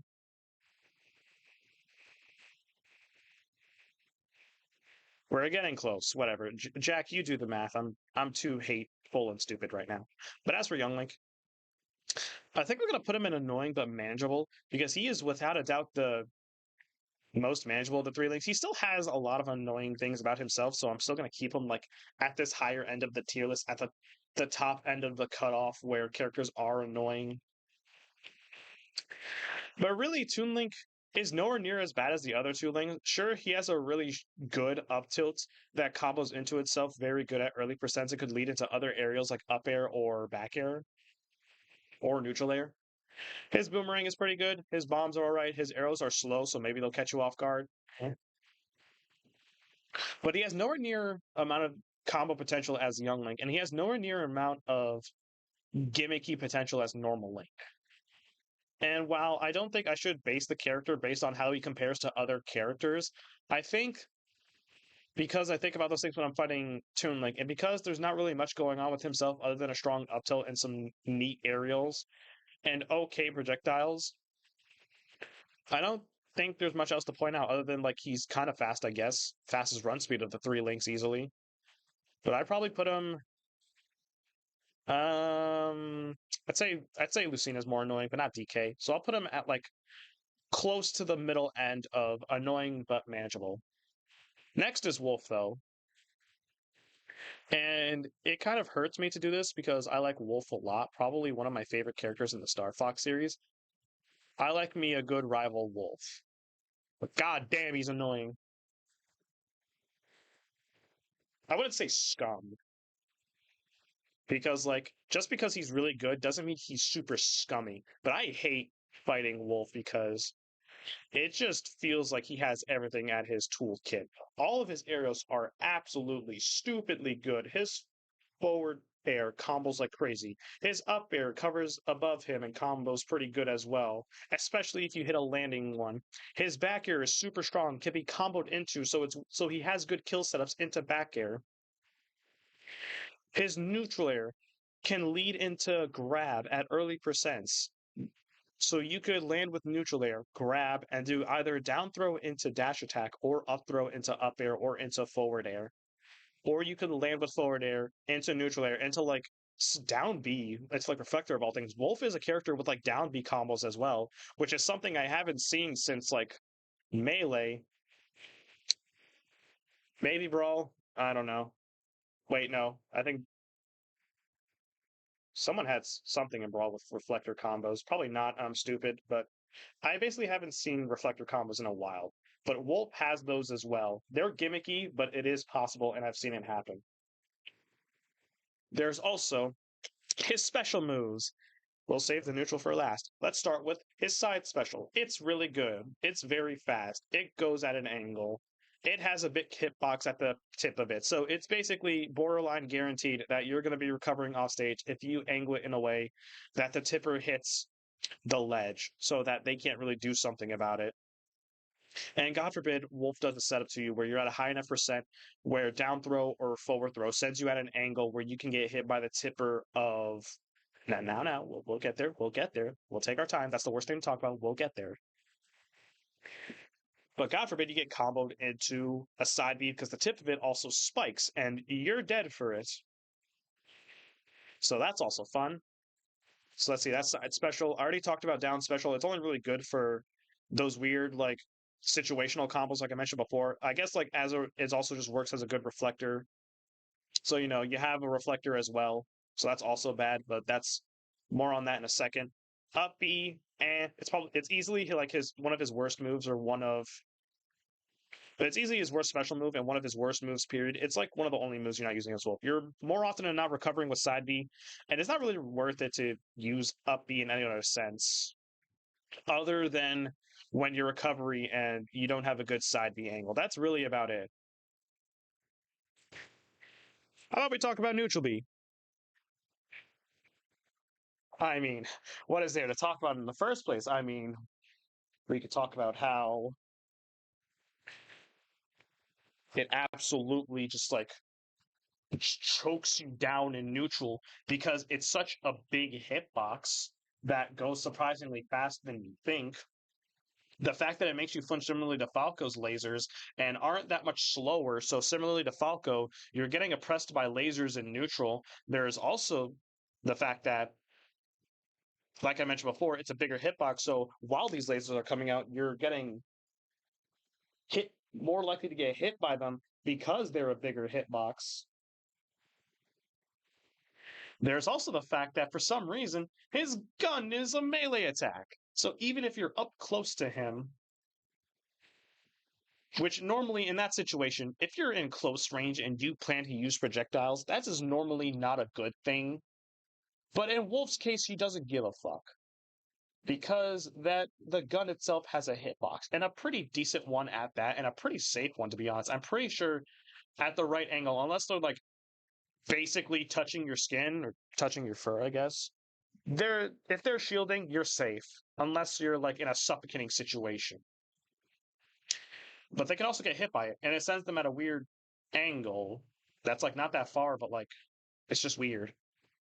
Wolf is just so good, man. I think it's widely considered the best of the three Star Fox reps. And while I do really like Wolf, I even like playing Wolf sometimes. I just can't undermine how annoying this is. So he's 1,000,000% in this tier. I just don't know where exactly. I'm thinking definitely at the higher end, maybe higher than the two mother characters. I genuinely think that because a good wolf just feels so impossible, whereas the mother characters feel possible. It's just more about just like dealing with it in the first place. But anyways, onward to that was the last brawl character. Oh, we're on Smash 4 now. We're getting closer to finishing this. First up is Villager. And I'm gonna say annoying but manageable because the most annoying thing about him is his forward air and back air and how fast they are and how much range they have. That's really the worst thing about him. But the more I think about it, outside of that, what does he have? There's some weird tree setups where you could delay the growth of your tree to surprise the opponent with them. I've seen some villagers do that. I've even done that myself when I play villager sometimes when I hit random.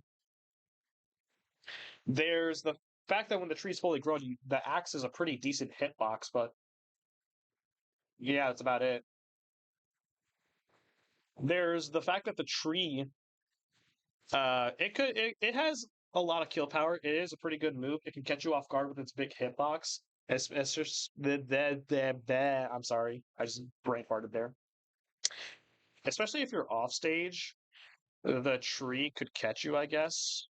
But that doesn't really happen if you're off stage. The villager's going to want to catch you a bowling ball instead, which is also pretty good as an off stage tool.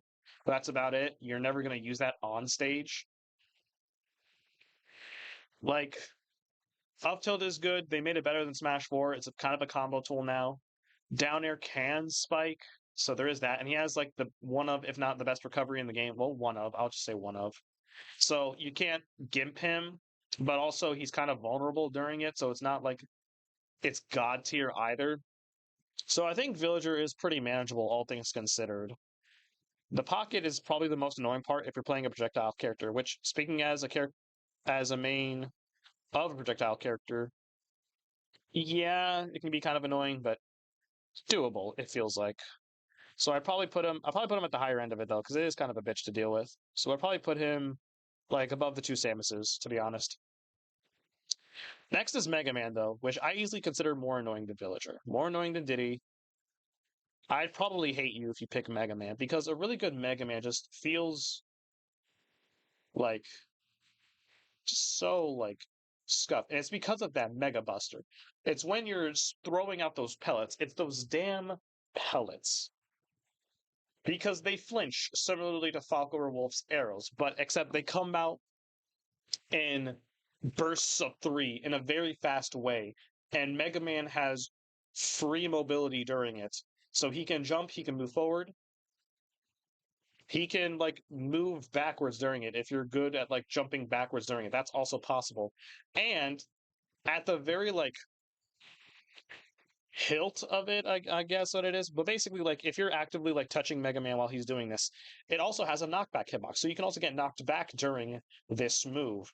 And it's mainly just those pellets that's the hardest to deal with. There are some other things too, like when side B is lashed onto you or lashed onto a part of the stage that's inconvenient. And you have to deal with that lingering multiple explosive hitbox. So, neutral B angles are pretty annoying as well. His shield is more annoying than I expected it to, because it also is just like minor amounts of flinching, but it happens a lot similarly to his Mega Buster. It's just all that small flinching that's going on when you're fighting Mega Man. So it just feels like you can't get close to him. Or it feels like when you are dealing with Mega Man, there's a lot of times where you're just not able to do something because you're stopped by a small flinch, whether that be from the shield, from the neutral B, or from especially his Mega Buster. And then he has weird, like, safe, gimmicky stuff with Rush where he lands on it while doing something, and then Rush cancels like any end lag it would have. Like I've seen it done with down air, I've seen it done with neutral B. It's very weird, and I hate it very much. There's also the fact that he has some decent kill moves, like his fully charged forward smash, which goes very far, and is a pretty good option when your opponent's on the ledge and can catch them more than you think, especially if they do like if they try to jump. So that's also pretty annoying. So all things considered, I'm gonna put Mega Man at the higher end of this. More than Raw, well, maybe not at the higher end of this because I just realized the kind of characters that are on this tier.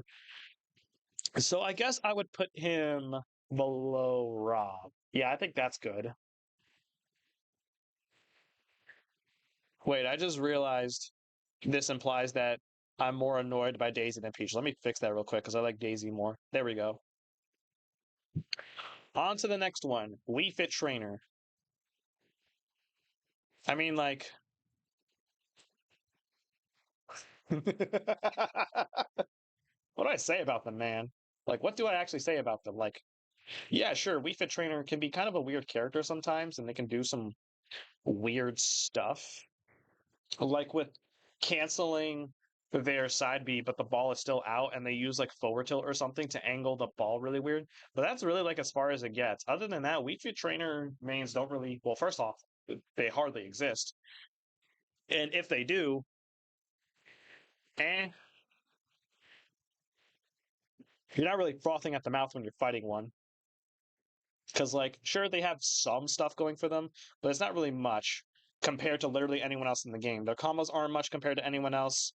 Their aerials, kill power, kill setups are not really that much compared to anyone else in the game. Their hitboxes are kind of weird, which may go in their favor or not in their favor. I just, like, kind of feel bad for Wheat Fit mates because they're so rare, but also just so, like, why? I think you're only using this character because it's of kind of one of those WTF characters. Like, why are they here? Like, haha, I'm using Wheat Fit Trainer of all characters in this game. Kind of similar to another character we'll talk about later, but they that's something else entirely. I'll put them higher than Ganondorf though, because I feel more bad for Ganondorf mains because I do legitimately enjoy playing Ganondorf, and Ganondorf I think can be pretty satisfying. But I also think it's I think I can be, I think there's more potential to be annoyed by Ganondorf than Wii Fit Trainer. So maybe I feel more bad for Wii Fit Trainer mains because similarly to how you feel about when they're added, I just look at that and go WTF. But anyways, on to next character, which is Rosalina and Luma over here. I just hate you, man, to be honest. It feels I kind of want to say it's manageable, but it really doesn't. When you fight a really good Rosalina main, it doesn't feel manageable because it's just so weird. If it's a really good Rosalina main, like if you watched a Buzz play Rosalina, it's so just what is going on here? Puppet characters, yeah, exactly. Rosalina is a prime example of just like the kind of weird what the fuck potential that a puppet character can have, especially in Smash, because the kind of angles that Luna can like throw out aerials at is just so like odd. And you're gonna get hit by something weird. That's just inevitable. Especially with back air, side B is pretty good. And while you can get rid of Luma, they're not gone for long. Like not long at all. 13 seconds doesn't feel that long, and Rosalina can just run away from you in the meantime until Luma is back. So even getting rid of Luma isn't that much of an answer, even if you're playing as a character that can probably get rid of Luma pretty consistently. Your only hope is that during those 13 seconds, you get Rosalina into a disadvantageous position. But even if you do, if Luna comes back, I keep saying Luma. If Luma comes back and you're trying to pressure Rosalina, Luma's gonna rock your shit, man. If you try to pressure Rosalina's shield or something, Luma will rock your shit. So they are absolutely super annoying. Probably up here, actually. They're that weird. Actually, probably below the other characters. They're just that weird to me. But that's besides the point from Rosalina. Next is Little Mac, and you'd think with a character like Little Mac, he's always the butt of a joke when it comes to Smash Bros. Ever since Smash 4, he's been considered like the Yamcha of Smash. So you'd think with that in mind, I would just instantly put him here and just like move on with my life, right? No, honestly, not really, because Little Mac, I think more belongs in neutral slash ite because if you fight a really good Little Mac, they do some pretty fancy stuff. And Little Mac and a good Little Mac on the ground is an absolute monster. I don't think it's enough to be annoying though. So I he doesn't deserve to be anywhere on the higher end here. Neutral slash I is the highest I'm willing to put him. But a really good Little Mac can really throw you off your game with like really good up tilts that can combo into self and then combo into up B. Really good down tilts, really good forward tilts that can knock you away pretty good and also can slide pretty good because of his movement speed. He has very high movement speed in general, which can lead to weird stuff like sliding turnaround up tilts or sliding forward tilts. All of his smash attacks have super armor. His down smash can two frame. Also, to go back a little bit, also Wolf's smash attacks. I don't know why I never talked about these, but his down smash is literally one of the best, if not the best in the game, because it just has that such a good two frame mobile hitbox and is also just super strong with high kill power. So that's another reason why he's so high up here. Linomax is a similar case, but not as bad. But it can still two frame you. And then there's also KO punch, which is which sure you can knock it away with a single hit eventually, so like it's not that much of a threat, but when he has it, you're aware that he has it because you feel nothing but bridal fear at the idea that you could die right then and there at like 30% because it can kill at that around those percents. He can combo into it from down tilt or from up tilts.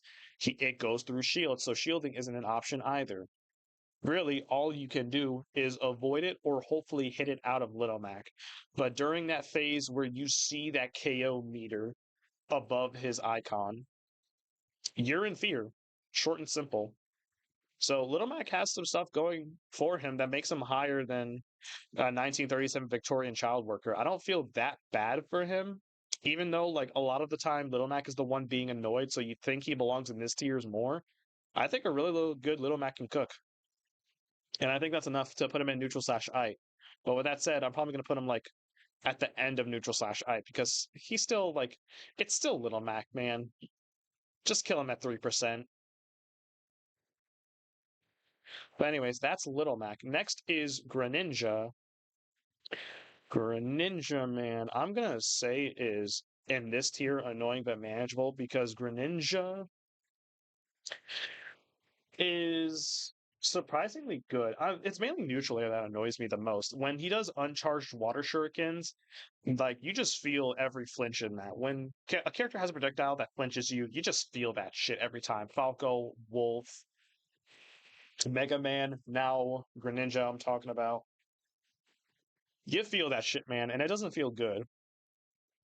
It especially doesn't feel good on a very fast character that can very suddenly run in and dash attack you or grab you, which leads into an up air, which leads you above him, which could lead into multiple up airs that are pretty hard to escape from because Greninja is such a fast and mobile character. So once the up air strings start going, you're just absolutely getting oppressed by him. I need to widen my vocabulary after this, but such is the ways of being a stupid Smash player. Greninja has other good things as well. Forward air is a pretty good kill move. Back air has three hitboxes that can cover you pretty well. He has a weird push with his up B that acts similarly to Flood and Squirtle's neutral B. So he also likes to try and push you away when you're trying to recover. And I've seen literally every Greninja try and go for that, and it never works.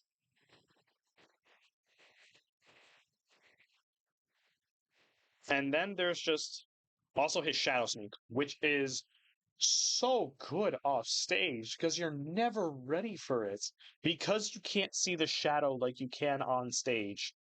You're just never ready for it. I mean, while it could be like expected sometimes, like when you see Greninja going high and just slowly like floating his way down until he is like lined up with the ledge, you're probably gonna expect Shadow Sneak. Wait, is it Shadow Sneak? His whatever his side B is called. I think it's called Shadow Sneak. But then you could be ready in that situation and then like shield it or even parry it because I've done that a few times, knowing the timing of when the hitbox comes out, and maybe have gotten a punish or two out of it.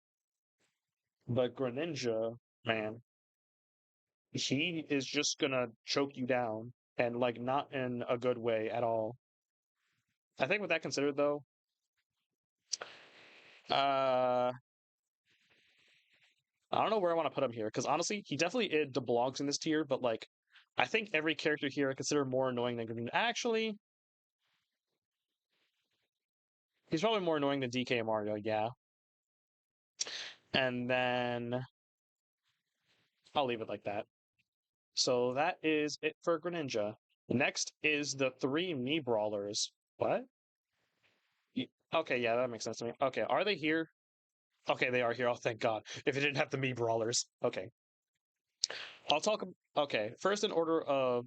Ignore this order, but the order is Brawler, Sword Fighter, Gunner. Let me put that in the right order, actually.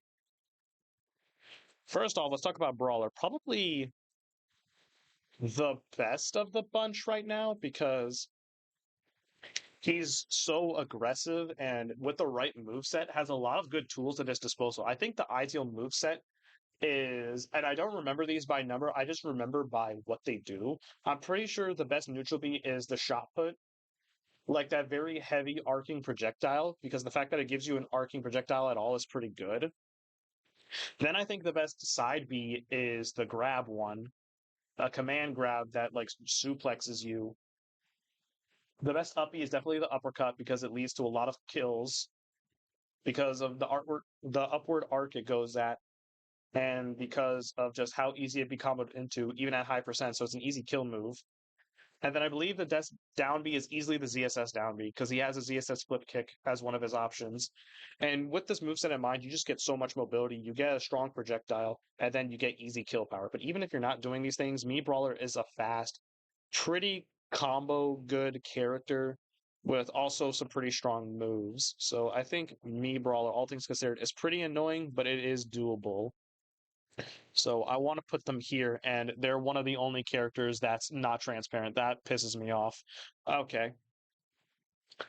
I think they're more annoying than yeah, I'd say they're more annoying than Jigglypuff. More annoying than Mario? Probably not. I'll put them down here. Me Sword Fighter. Why are they what?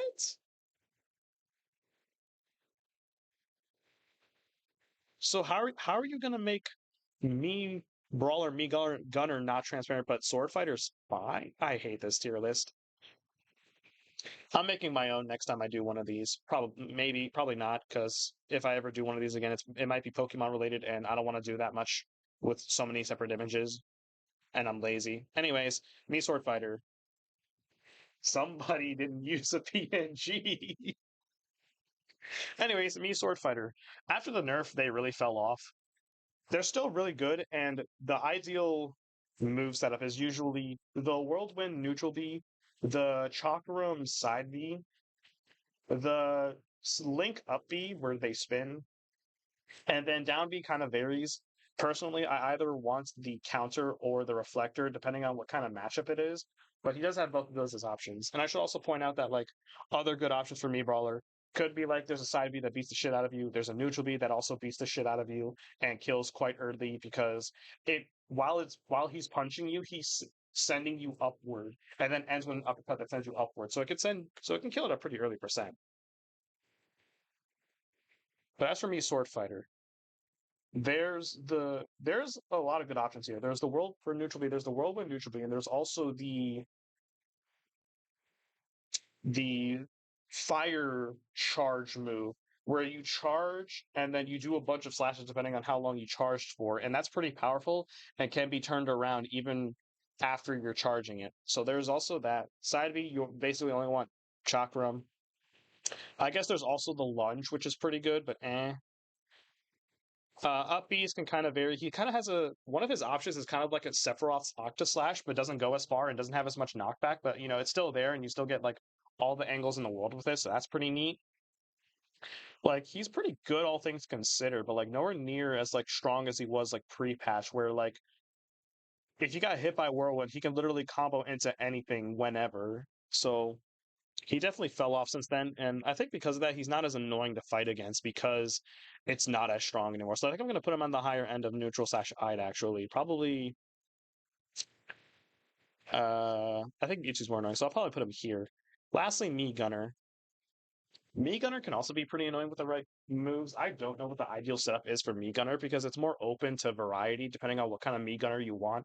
If you want more that's purely projectile, like zoning based, or one that's more like setup based with stuff like the grenade launcher neutral B or the Samus bomb down B. Like you could have stuff like that. Me Gunner though, I think I hate this so much. Someone didn't use PNGs, but I think are they that annoying? Not really, because outside of those projectiles, they're ass. Like really ass. I should put them lower. Actually, I kind of feel bad for you. Do I feel bad for you? Kind of. I'll put you at the higher end of feeling bad for you though. So yeah, I'll put them there. Funny that each one is on a different tier. So those are the three me brawlers. On to Palutena.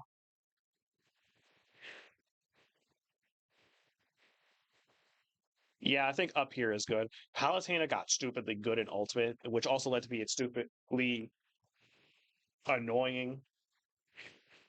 Yeah, Palutena's going high. We're talking high, high. She's so good in this game. It is so annoying. And yes, we're going to talk about this first. Normally, I save their best move for last, but can we just talk about that neutral air for fuck's sake?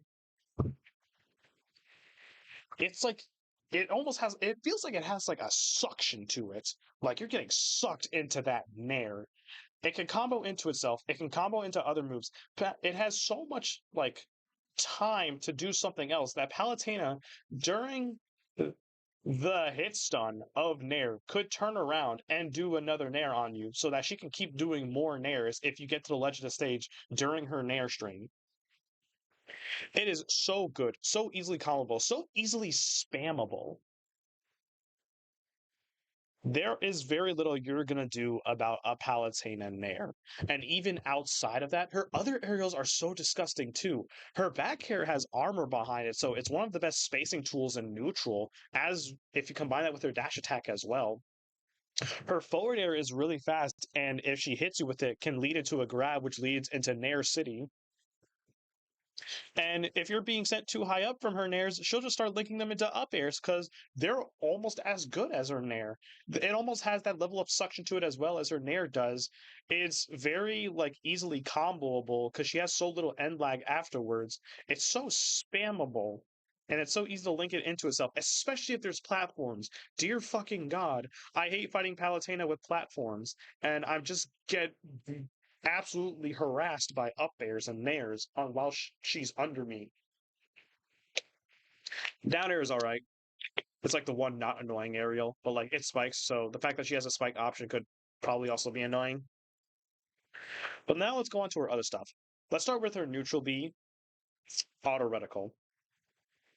Admittedly, it's gotten less annoying as time went on, as we got better at avoiding it and dealing with it in Ultimate's lifespan. It was way more annoying in the early days because we didn't know how to deal with it yet. Now that we do, it's not as bad, but it's still pretty bad. The fact that there's three pretty decently sized projectiles locking onto you and all of them flinching you, and I think it's also comboable in the right situation. Well, or I'm confusing that with side B. But while we're on the topic of that, let's talk about her new side B. I forgot what it's called, but the big red bomb thing that just absolutely fills me with hatred because it's again similarly to auto reticle, nowhere near as good as it was in the early days of Ultimate where we didn't know how to deal with it yet, but it's still so good, especially if she uses it as a covering ledge tool because if you don't roll, you're going to get caught by that and it can be comboed into or at higher percents just straight up kill you. There's also her up B, which is super fast and can be canceled at with platforms. So you also have to deal with a very fast teleport that you're not going to punish unless you're ready to two frame it and just psychically sense where Palutena is going to end up, which most of the time you're not. So she also has a pretty safe recovery. And then in terms of her normals on the ground, her forward tilt is pretty good at throwing you away and has a decent amount of range to it if she spaces it. Her back air is disgusting, like I talked about before, and it links into dash attack, which also is pretty good. It's punishable if you shield it, yes, but if you don't, it's just so strong. Or if you try to like counter it, and I don't mean like literally counter it like Marth Downby or something. I mean like if you try to hit it with your own move, you're gonna get beat out by it. What else is there? Down tilt is but it can be a combo tool.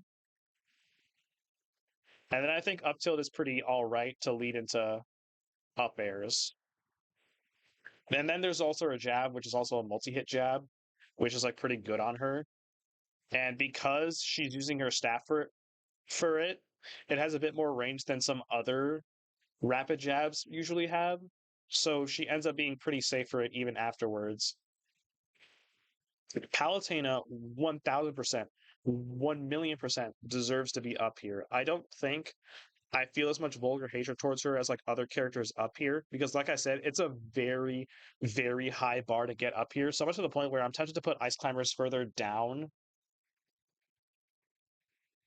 because maybe I was a little too harsh on them. Maybe I'm just a little too biased because of my hatred towards their desyncs and grabbing Nana by accident. So, but Palutena 100% deserves to be at the higher end of this one. I actually think she's probably more annoying than Snake, actually. At least with Snake, like once she gets past the projectiles, there's not too much he can do. Palutena, though, I think Wolf is better as well. I think Wolf is better. I like Wolf more as a character though, so I'll be biased and put Palutena like that. Onwards to the next one. Who's after Palutena? I bitched about her for a while. Pac-Man. Ooh, another character I get to bitch about because he's so weird. I'm gonna put you in I don't want to put him in manageable because Pac-Man doesn't feel manageable. He just feels so weird.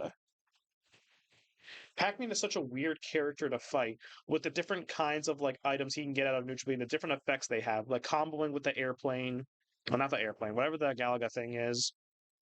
The bell, which stuns you, the key, which has a lot of knockback, the apple, which is fast and kills you surprisingly better than you'd think. Pac-Man is Pac-Man do be really good and really weird to deal with, especially with like weird hydrant setups. It's hard to kill him. I think I'm going to be a little biased and put him further up here, probably above Peach and Daisy, because at least with Peach and Daisy, if you're just doing weird stuff against me, I can kind of respect that. Pac-Man though, it's just so weird, and I just don't like it at any given moment.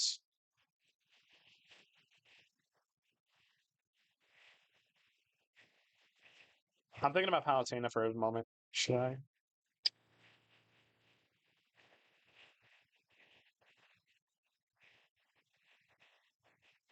I kind of want to put her higher.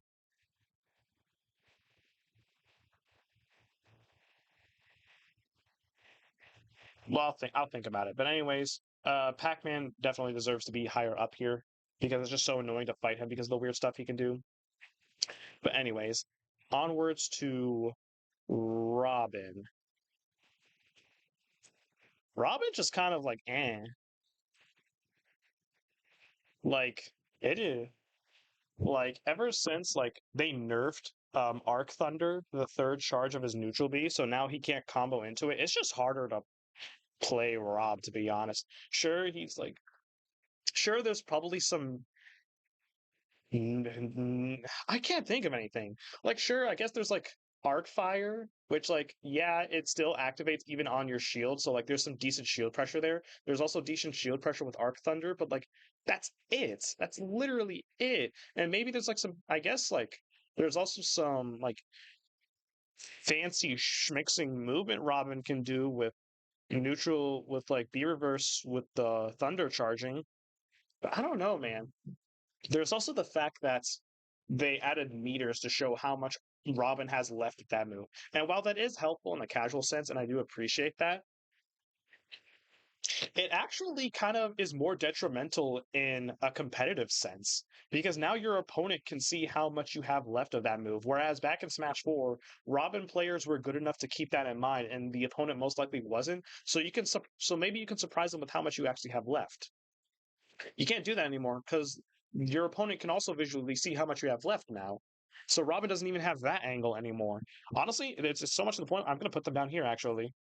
Robin has so little going for them that it's just sad. And I kind of feel like it's unfortunate because I think of the Fire Emblem Awakening reps, she's the most unique. And yes, I'm going to say she because why would you use male Robin? She's definitely the most unique of the three reps. I don't like Chrom and Lucina being here. But Robin is just so weak and disappointing that you're really going to be struggling to make this cooking work. It's doable, and you're going to get respected for it.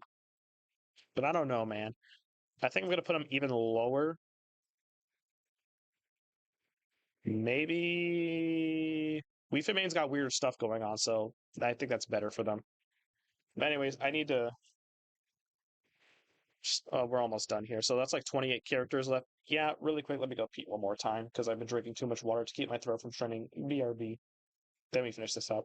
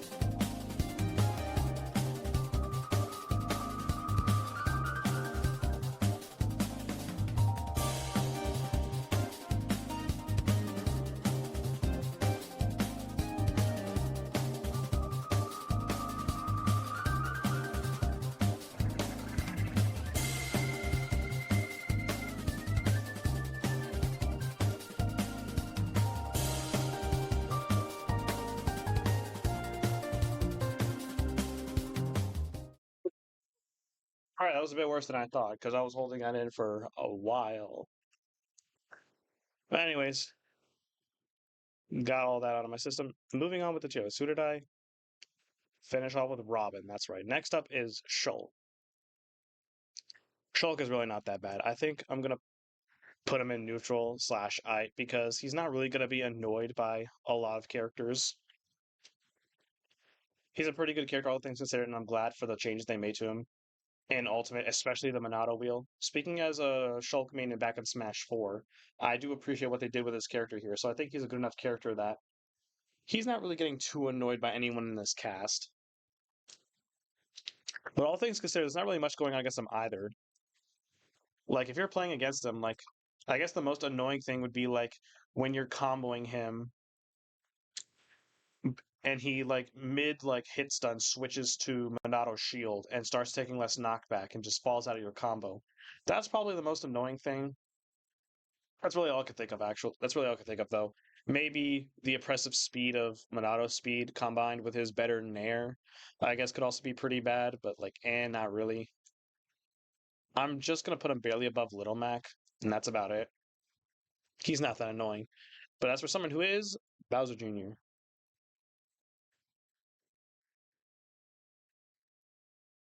I want to put him in annoying but manageable. But like, I really hate you if you use Bowser Jr. Like, it's just such of like similar to Wario. It's a more like cartoony character with what's going on. That what makes it weird to fight him. And there's a lot of like armor priority stuff going on, mainly with his forward air, his back air, his side B, and then like during the attack after his up B, after he's launched to the air and he's just like just floating down. That attack he can do out of that, it's just like so surprisingly good and has a lot of kill power. And that up B in general is so annoying and good because if you get caught in the first part of it, you're forced to hold that explosion. And there's just like a lot of movement, almost armor type stuff going on with Bowser Jr. And like, I hate that a lot. So I'm gonna be a certified Bowser Jr. hater and probably put him with his dad because is he more annoying than Bowser? Probably yeah, but not more annoying than Mega Man. So I think this is like the perfect spot for him. Duck Hunt. I mean, I guess there's some potential to be annoying there, mainly with like weird can setups and being comboed into the frisbee thing. And there's also the gunman, which can be angled pretty weird. I don't know, man. I don't. I feel like I'm the one annoying you more than anything, to be honest. But at the higher end, because you're almost annoying yourself with some of the things you have. But like, not really. Like most, you're gonna get annoyed by his weird can stuff, which I guess is actually enough to bring him up here. Probably a little more annoying than Little Mac and Shulk because the can is, a matter of fact, weird. I think I'll put him actually a little higher than expected. Yeah, I put him a little higher than expected. That stuff does get really weird and combo-y. So when you get randomly caught by it, it doesn't feel the greatest. So I'll put him like here, above Kirby. Kirby. But yeah, that's all I can really say about Duck Hunt. That's really the most annoying thing about him. Now on to the first fighting game characters, Ryu and Ken. I think they're both pretty strong, especially Ken. Ryu, I'm gonna put in neutral slash I because outside of dying to like light up tilt Shoryuken combos, which can get pretty aggravating, there isn't too much going with Ryu. So I mean, I actually think Mewtwo's more annoying. Me, Sword Fighter, maybe. I'll put him with Lucario. Ken, on the other hand, I think he's significantly more annoying mainly because of the fact that he has more moves at his disposal, more types of kicks at his disposal, and those are really good kicks to the point where you just can't shield against Ken. Like Ken can actively break your shield with a single shield string, and it keeps you in enough block stun that you're just forced to take it. So there's no choice but to have your shield broken against Ken. And that's pretty annoying, to be honest. So I think I'm actually going to put Ken significantly higher and put him probably here. Here's probably good because Ken feels a lot more oppressive than Ryu and a lot more like dangerous because of your shield being at risk. But now on to next character. Oh, also we're done with the Smash 4 characters. We're now on to the DLC of Smash 4 to get specific, which which aside from returning characters, we're doing the original like new added characters that were DLC in 4 because there were some returning ones like Lucas, Roy, Mewtwo, but we've been done those. But now we're on to the like new additions they did for the DLC. So we did Ryu again, and now we're doing Cloud. Cloud is quite annoying, but I don't think I hate you for it. One moment. Ah, all right. Had a really bad sneeze there. Cloud is quite the annoying character, but I don't think it's enough to like beat much else. He's definitely one of the most used characters, but like he's also just like it's just because he's one of the most solid. It's another similar case to someone like Roy, where it's mostly just because he's so solid. So you're gonna have an annoying time dealing with a solid character, but not one that's like has some specific thing that's super annoying to do. I think the most annoying thing you're gonna be dealing with is forward air and back air, and I think that yeah, I just think Roy might be worse because Roy's stronger in terms of kill power, and also like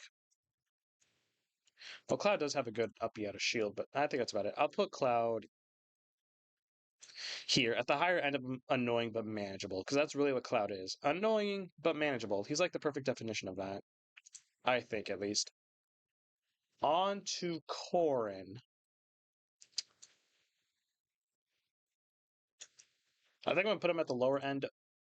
Sorry, put her at the lower end of annoying but manageable because it's mainly just weird pin stuff that makes Corn annoying.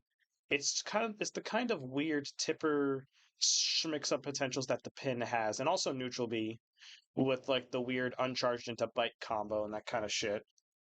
Also invincible up B that doesn't help either, and also that weird like forward smash where the charge hitbox where the chainsaw is being used that can also catch you and then she can just like keep charging until it's full and then hit you from there. That's also pretty annoying. So all things considered, I think Corrin's a pretty annoying character to deal with. Nothing that can't be dealt with though, although it is pretty, like I said, annoying. I need better words, but I don't care enough to right now. I'd say she's worse than maybe worse than Ken. I'd say worse than Ken. Worse than Greninja? Actually, maybe. I'll keep it below Greninja, actually. But that's what I think about Corrin. I believe the last one after Corrin is Bayonetta. I'm tempted to say I feel bad for them because of how hard their character got nerfed in Ultimate, as doubly so after like that open invitational before Ultimate came out, where MKLeo pulled off that up B combo on Ridley that killed off the top, and you heard the entire crowd booing. Sakurai probably started panic nerfing Bayonetta right then and there.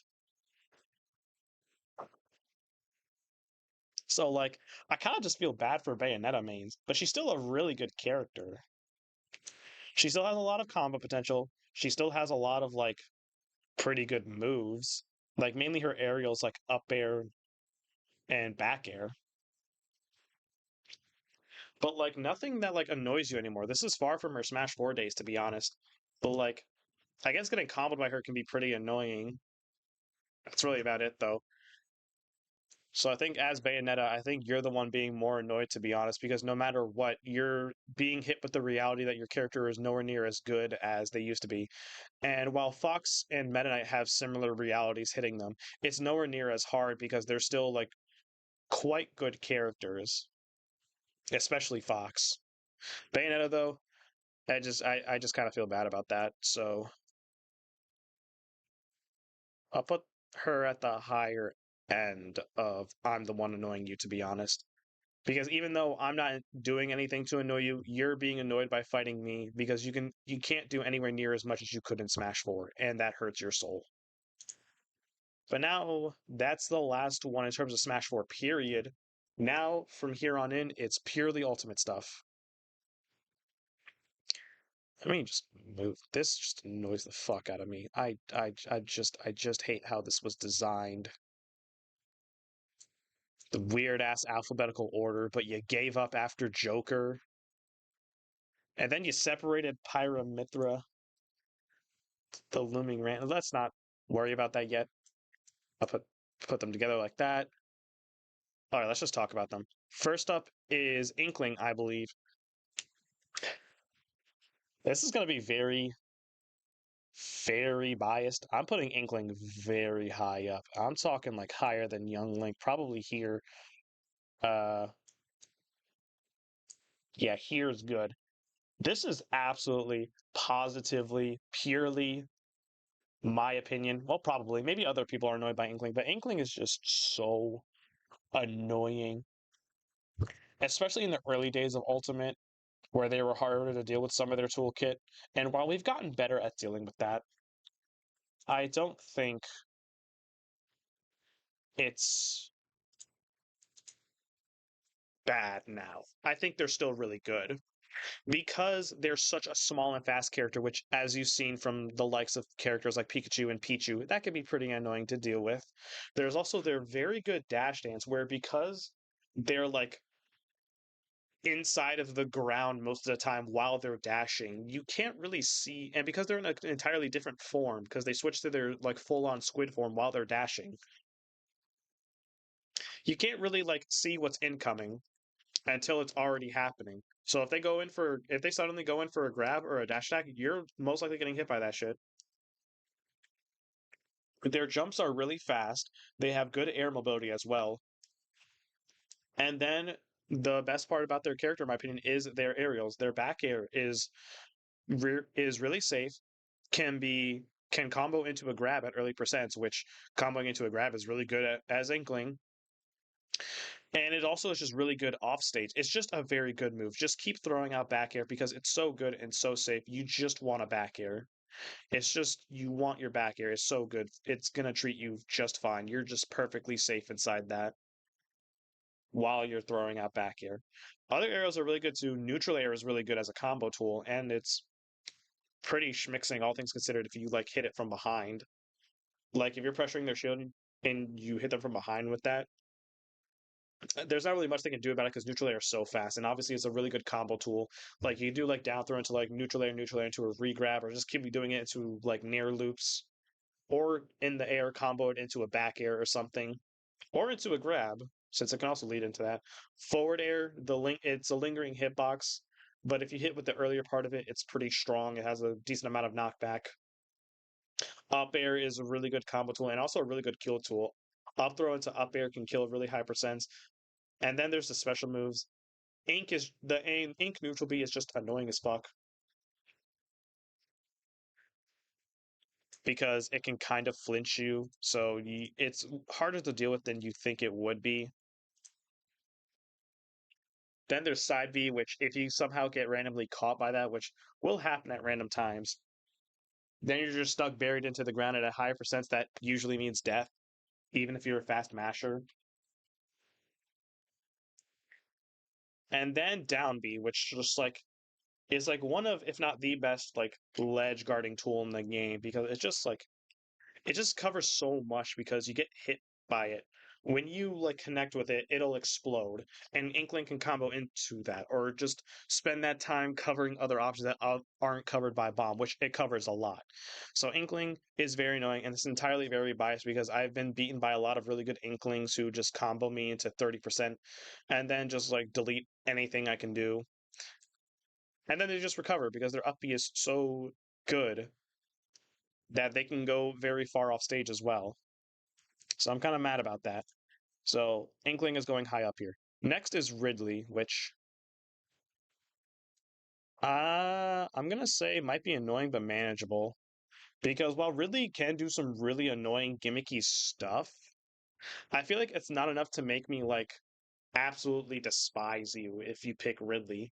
It's just like, okay, you're doing a lot of weird stuff. That's really annoying, but you're also really big and pretty slow, all things considered. So if I get things in my favor, it should be doable.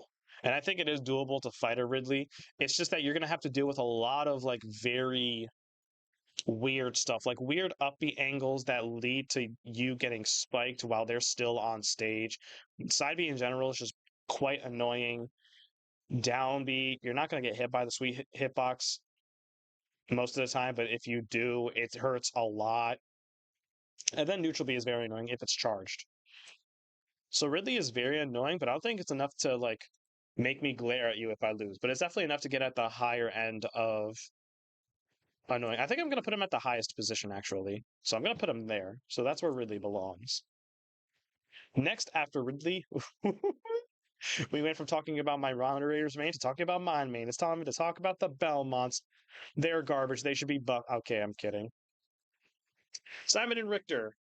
Another similar case to say like Palutena or Inkling, or Ike as well, where it was mainly in the early days of Ultimate when they were at their strongest, and that was just because we didn't know how to fully deal with their moveset just yet. So Cross and Axe Spam was running quite rampant, and Simon and Richter were considered at least A tiers because their projectiles were very annoying. And I would say they still are annoying, but once we learned how to deal with those, once we learned that the shield button exists and is actually pretty good, and axes are very easy to run under because they're so slow, and then Simon and Richter are just so open afterwards. We've learned how to properly deal with them. And once we realize that, and also realize that their air mobility is absolutely dog water and they die at 3% because you lightly peed on their shoes while they were off stage, Simon and Richter are definitely far more manageable now than ever. But with that still considered, I still think that they're quite, I won't say annoying to deal with, but they still have some potential to give you some trouble if they're good with their projectiles, or if you're just not good at dealing with them. Because even if they are manageable, it's not always a fun time to manage that, you know?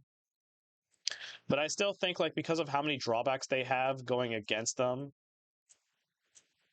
I think I'm going to put them both in neutral slash I, and I am grouping them together because there's not enough, like,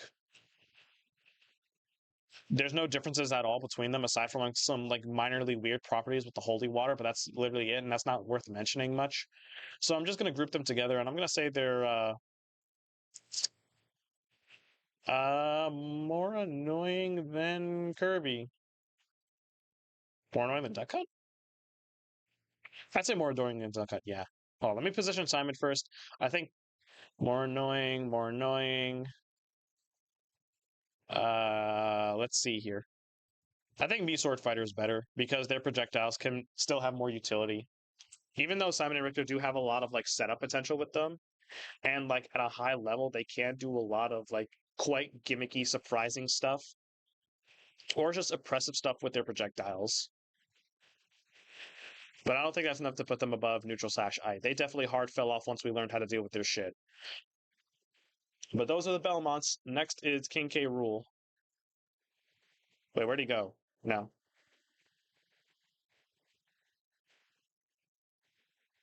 He's not that good, but I don't care.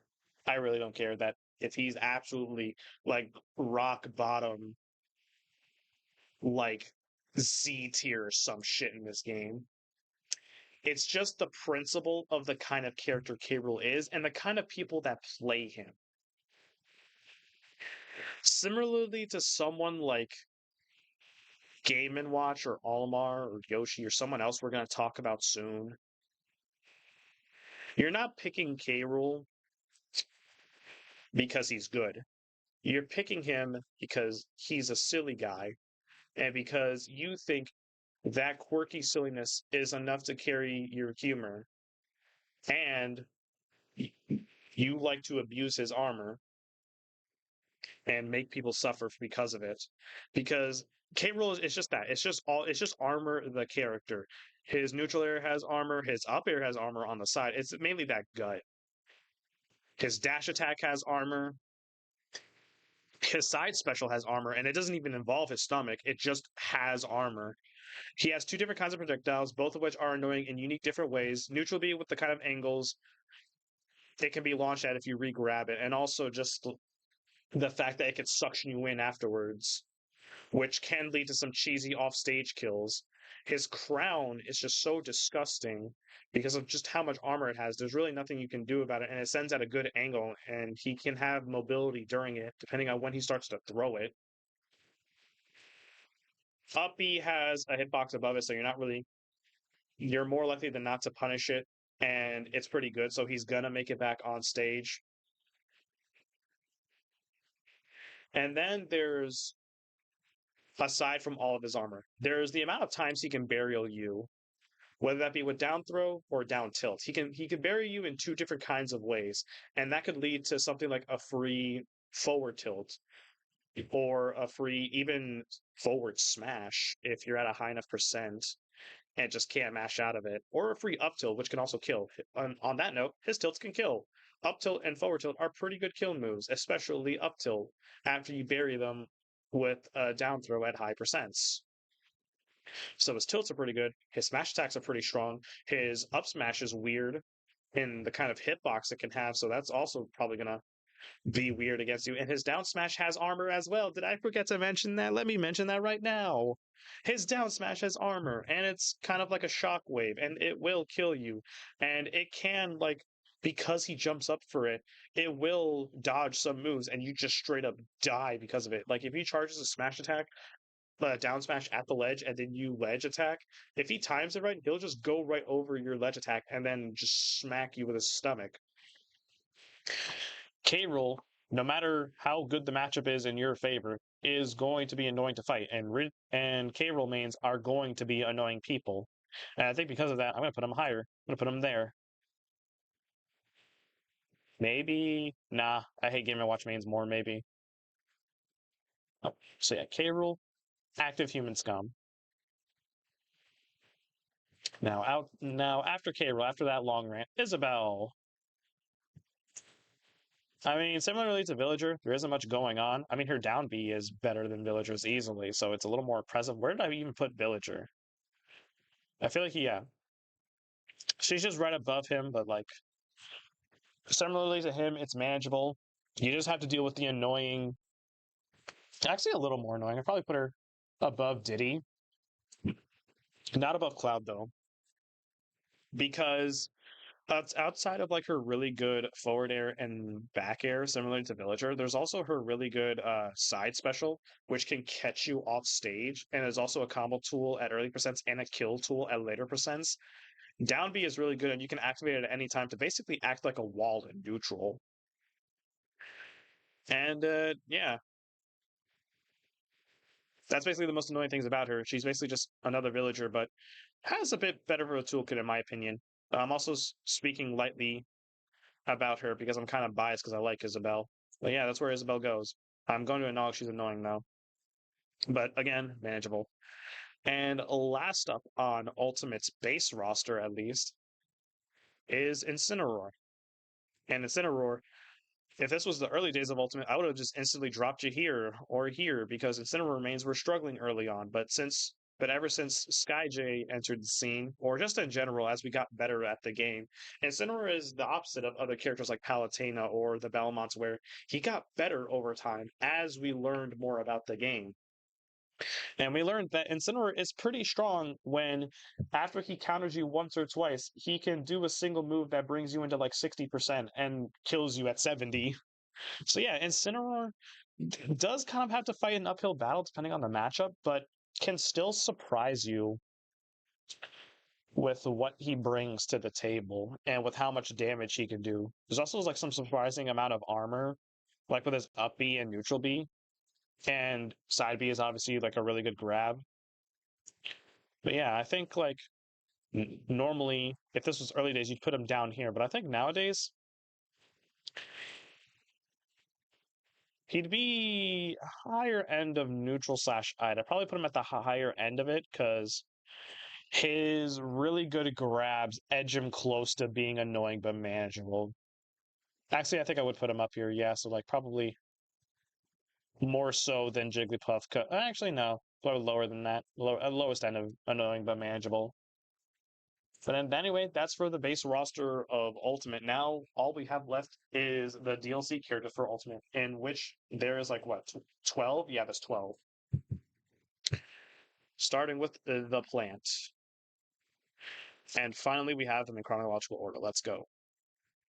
So, starting with the plant, I would say annoying but manageable, but he's definitely at the higher end of it. So, I'm probably going to put him here next to Cloud. And it's mainly because of it's mainly because of a couple of moves. Down B, neutral B.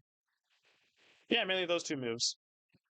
It's just how much armor down B has and how much it can catch you off guard with its range and armor and weird angles he tries to put it at. And you try to punish it because it's a charging move that's like so slow and predictable, but then you get caught by it and die early because of it, and that's annoying. Neutral B is especially annoying because if you hit him during it, you're going to get hit by it when it falls straight down into you. The angles it can be sent at are quite like, I guess, dumb. I don't want to say dumb, but like the arcs they could be sent at are just not the funnest to deal with either. And there's not really much else I could say about Plant. He's pretty solid outside of that. Up smash kills surprisingly early. Up throw is a pretty good kill move. Down throw is a combo tool at early percents. Back air is surprisingly strong. It's mainly neutral B and down B that put him in this spot. Also, like his really good like recovery tool in his up B. So like yeah, that's about it for the Plant. Next up is Joker. And since we have these in order now, I can close this tab since now we have the fighters in order now, and I don't have to look at an alternate tab anymore. Thank God. Next up is Joker. Definitely higher up here. And it's for a lot of reasons. And unfortunately, we're going to have quite a bit to talk about with the Ultimates DLC with a few characters. And I think you can guess who some of those characters may be if you've dabbled in Ultimate yourself and have dealt with the DLC Ultimate has to offer. But Joker is an especially pretty bad case because, all right, let's talk about him without Arson. We're all thinking about Arson, but let's talk about it without him. He's still a very fast, combo heavy character with a gun. And that gun is very annoying because it can flinch you, similarly to something like Falco's lasers. And he can B reverse them and change his momentum. He can land with them to make them safe. And there's also the fact that he can angle them downward while he's in the process of shooting them, which is actually a pretty good, like, off-stage tool if they're off-stage and you want to knock them even further away. I used to do that a lot when I secondary Joker. His aerials are really fast. His throws are really good, especially when up throw can lead into up air loops, and down throw can just combo into quite a bit, like neutral air, back air, all that kind of stuff. So he's already like quite the strong character on his own with this entire toolkit considered. He would probably be an S tier with that in mind alone, maybe high end of A tier. But then Arsene happens. And first off, that guard thing he does for his down B, that's stupid good in of itself because it activates faster than you expect it to. And then when you let go of it after getting hit, he can knock the opponent away. But the worst part about it is that it gives you a significant amount of charge towards Arsene. And when Arsene is out, he goes from like high end of A tier to like SS tier. Like if he had Arsene alone, he'd probably just be up here in his own tier. But the only thing that's holding him back from being that annoying and being that good is the fact that Arsene is on a timer. The meter is when it's filled is slowly draining when Arsene is out, and if you manage to hit Joker during it, it goes down even more. So there also is that going for you if you're the one at advantage when this is happening. But it's quite hard to make that happen because suddenly this fast character with weak moves turns into a fast character with strong moves, with more priority, bigger hitboxes, and just as much, if not even more, combo potential than before. Not to mention stronger special moves, stronger smash attacks, stronger, yes, he gains a counter now for his down B that also is a reflector and has a very big hitbox, and his up B is invincible during the beginning of it. So, all things considered, Joker is very deserving to be up here. I wouldn't say scummy garbage like other characters up here, but I would say probably more annoying than Rosalina, more annoying than him, than these two, maybe more annoying than Snake. I'm gonna put him at the highest end of no hate, but I am glaring at you. If I lose to your Joker because you got Arsene, would I put him higher? I'll put him higher. I'll put him at the highest end actually. Uh, yeah, we'll say that highest end. Next up is Hero. Annoying but manageable. Really, it's just how tolerant are you of RNG? That's really it is. How high is your RNG tolerance? Judges how annoyed you're going to be are what? How annoyed you're going to be in fighting Hero because Hero just has a lot of weird stuff going on with that side B. I mean, not side B. Side B is pretty good, but like I'm talking about his down B. He could buff himself with both Oomph and Psych Up, which leads to smash attacks that literally break your shield in one shot, even if it's fully healthy.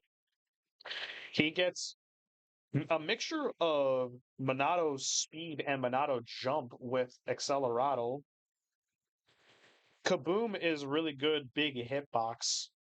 Sizzle and Sizz are very fast moves. Flame Slash and Crackle Slash are like instant like frame six huge hitboxes in front of you.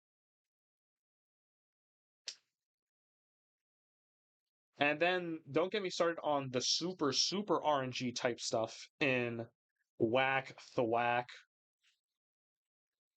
and Hocus Pocus, which is literally just RNG the button. That's its entire point. It'll either do a random spell or have a random effect that either hurts or helps hero, which like it's not really fun when that happens in an actual like competitive tournament or just a competitive setting in general. When you're trying to do your best to fight as legitimately as possible, and then you're fighting a character who can suddenly make himself giant and break your shield with one smash attack. God forbid he crits with these smash attacks as well, that just do like so much extra damage to you if they don't just straight up kill because of how much extra knockback they have. I'm actually gonna put them like much higher. I might just glare at you if I lose to this. Like, Hero is, yeah, he's just a more RNG annoying game and watch. Outside of that, though, his normals are slow, so there is that, but that's really about it. His neutral special is it's avoidable, but if he combos into it, it's going to kill pretty early. His neutral special, the second charge of it, the second stage charge of it, has a deceptive amount of range, and fully charged, it has super armor and will kill quite early. So you have to also be mindful of that. I'm actually going to put him up here in this tier, actually, because goddamn, that's annoying. And he has Zoom in his like down special toolkit, so trying to gimp him or like kill him is very hard if he just instantly gets that get back to stage button. I'm gonna put him pretty high up actually, probably right here. Yeah, that seems about right. All right, that's Hero. Onward to the next character, Banjo. Banjo, I'm gonna put in annoying but manageable because it can be pretty like God, man, I need better words.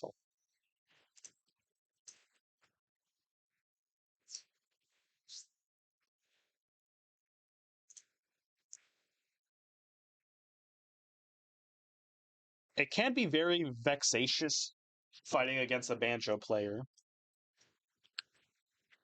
And that's just mainly when you're dealing with all the projectiles he has. Mainly down special and neutral special, all of those eggs that are just coming out. Especially when he Colt Kazooie like a gun and start shooting that one and they combo into themselves and knock you upwards. What the fuck is going on there? But the egg is not the egg. The bomb is also really good. And then there's a invincible side special, which I don't care that it has limited uses. It's still there. It's still invincible. It still has a lot of kill potential, and I still hate it.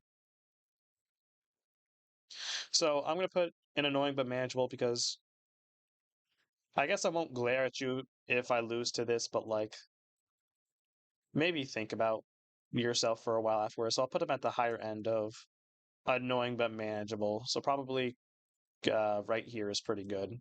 Yeah, that seems about right. There's a similar character to Ridley. Next up is Terry, who honestly might be in a similar boat of annoying but manageable. And that's mainly because Terry is really good, but I don't know, it just doesn't feel like that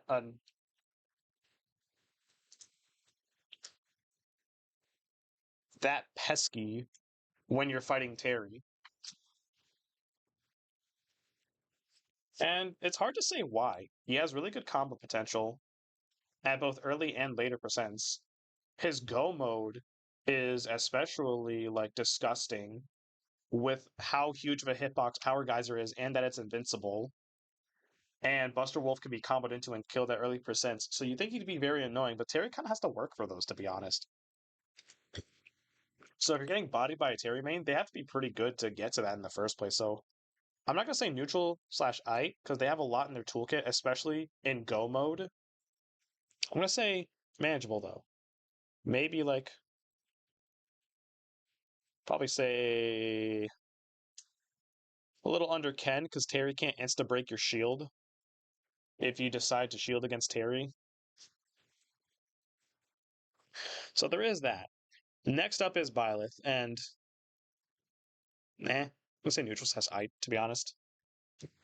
Byleth is one of the weirder Fire Emblem characters to fight against. They do have a lot of like interesting parts of their toolkit, especially like up B combos. If you catch them into up B and then at early percents do it into like I don't know, down air, back air, side special. Violet can cook some things, and MKLeo has proved that more than anything. Anything that involves the whip part of her sword is gonna be weird and pretty strong. But outside of that, it doesn't really feel like impossible to deal with Violet. If anything, I feel like nah, they have some weird schmixing with their up B. So I'm gonna give Violet neutral slash I. I'm probably gonna put her.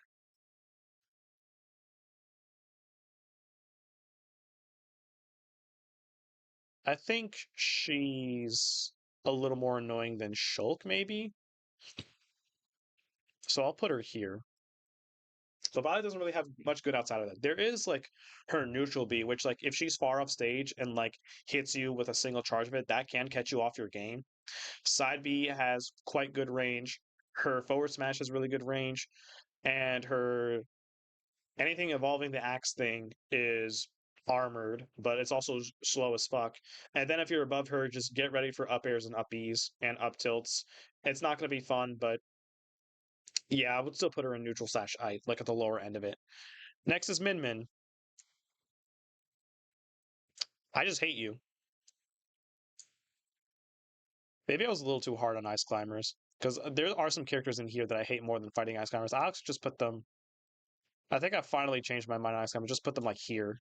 Actually, here. That's fine. Min Min, though, you're garbage. Absolutely below level mutant, below humans, below monkeys. If you pick Min Min, I just don't like you. Or I, at the very minimum, don't like fighting against you. Because you're playing against a character with fast buttons that reach halfway across the stage. And while it's not impossible to deal with Min Min, there is never going to be a fun time with it, no matter what kind of character you're playing. There's the weird, like, dragon arm, which, if it has, like, the charged version ready, it locks onto you. Like it after the smash attack, it angles in a way that it makes sure to hit you. The spinning wheel is weird. The big electric ball hits super hard, and Min Min's doing all of this while constantly moving, while throwing out these long-reaching hitboxes. And if you get sent off stage, dear God help you, because that dragon armor is likely going to lock onto you. I'd probably say more annoying than Sonic, definitely. Maybe more annoying than Yoshi. Not as annoying as K. Rool, though. I think K. Rool's worse. Because at least when I get in on Min Min, I can start doing things without them being armored through. We're gonna save that for later. Just be patient on that. Next up is Sephiroth, and I think Sephiroth is another case of annoying slash manageable. You're gonna get annoyed by Side B with its deceptive range, and if you do get hit by it, it's gonna lock 1 to 3 purple orbs on you that are just gonna force you to shield at some point or just hold that L. There's a lot of like weird, better words.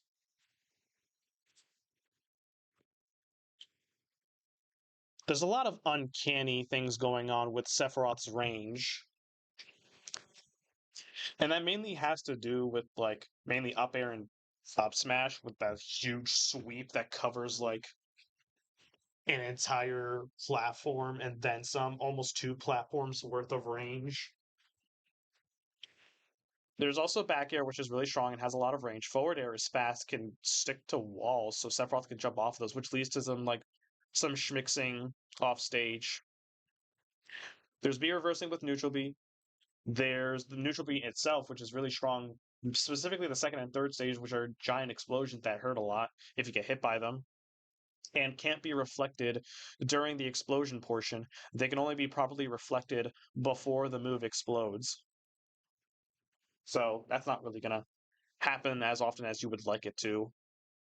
And then there's also Sephiroth's counter, which, yeah, it's only in front of him, but it hits harder than you'd think, and it comes out anyway, even if no one hits it. Like he does like he puts like a glass thing in front of him, and then it turns into sparkles that hurt you. Except those sparkles happen anyway, even if you don't hit the counter. So if he catches you off guard with those, sucks to suck.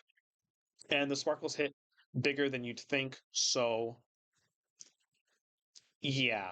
Sephiroth is definitely annoying, but manageable because he's quite big and slow, and I'm not going to be that hateful towards Sephiroth players because it doesn't feel impossible to deal with them. They're just really like good to deal with. Also, down smash has a lot of like shield damage, so you need to watch out for this. So they're definitely on the higher end of annoying, so I'd probably say like more annoying than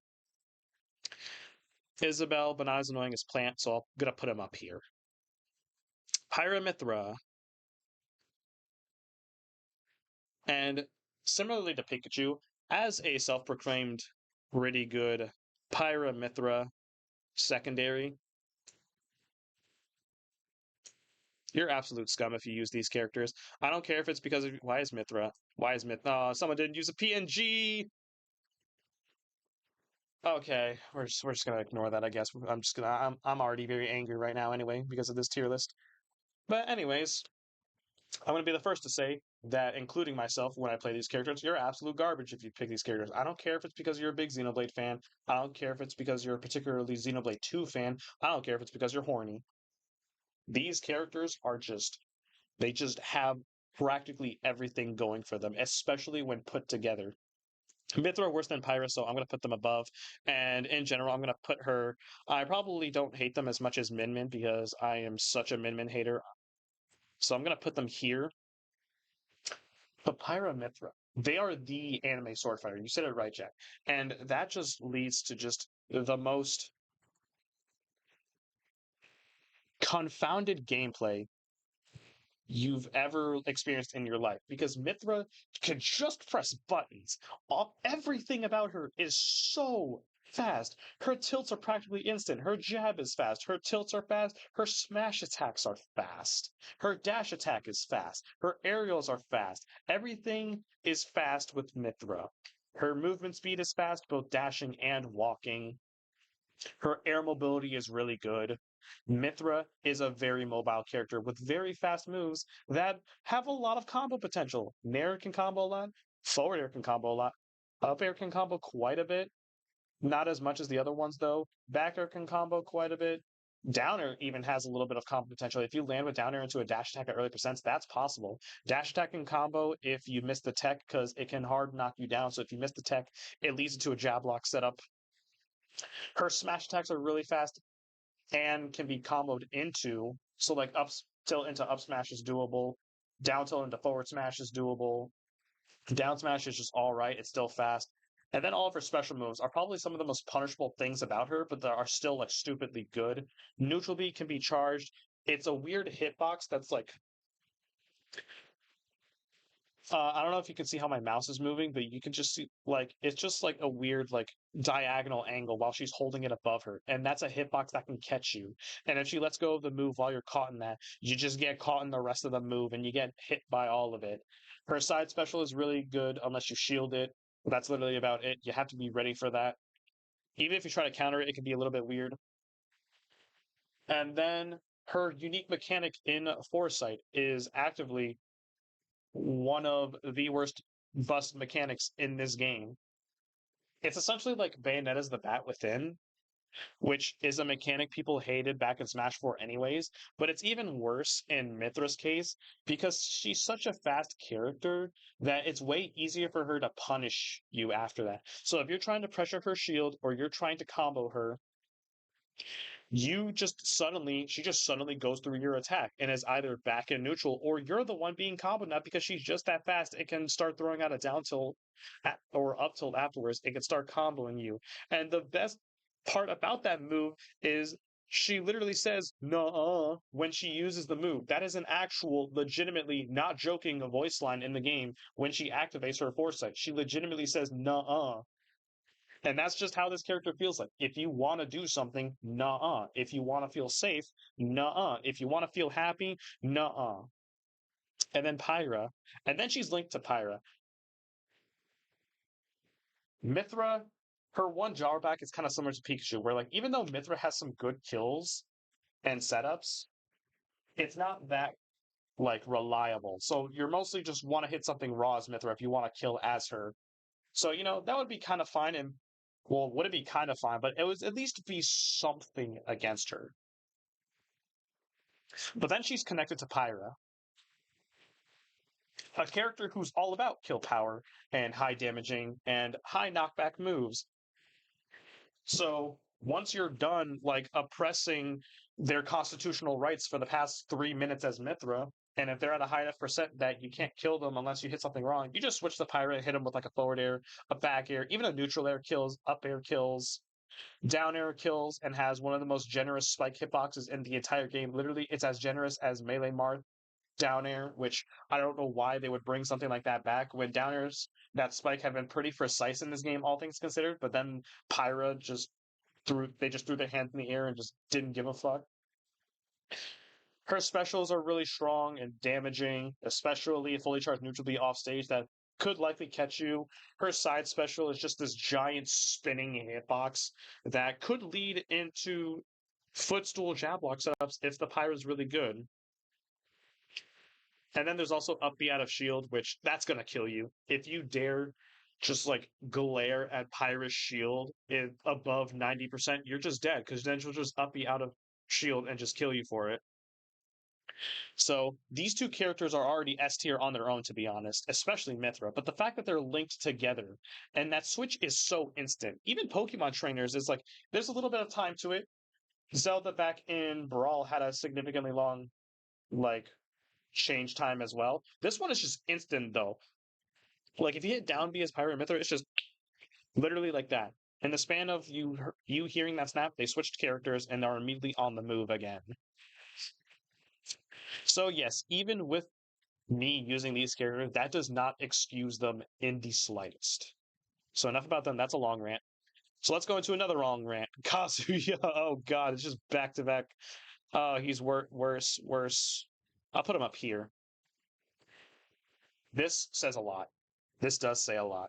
And it's because of, well, and a few things, but it's mainly one particular move.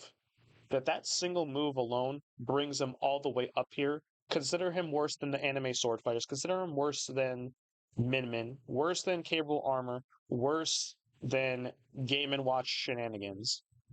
Electric Wind God Fist. And I don't know why they made this move the way it is. The fact that it's so safe on shield because you have all the shield knockback in the world and all of the block stun in the world.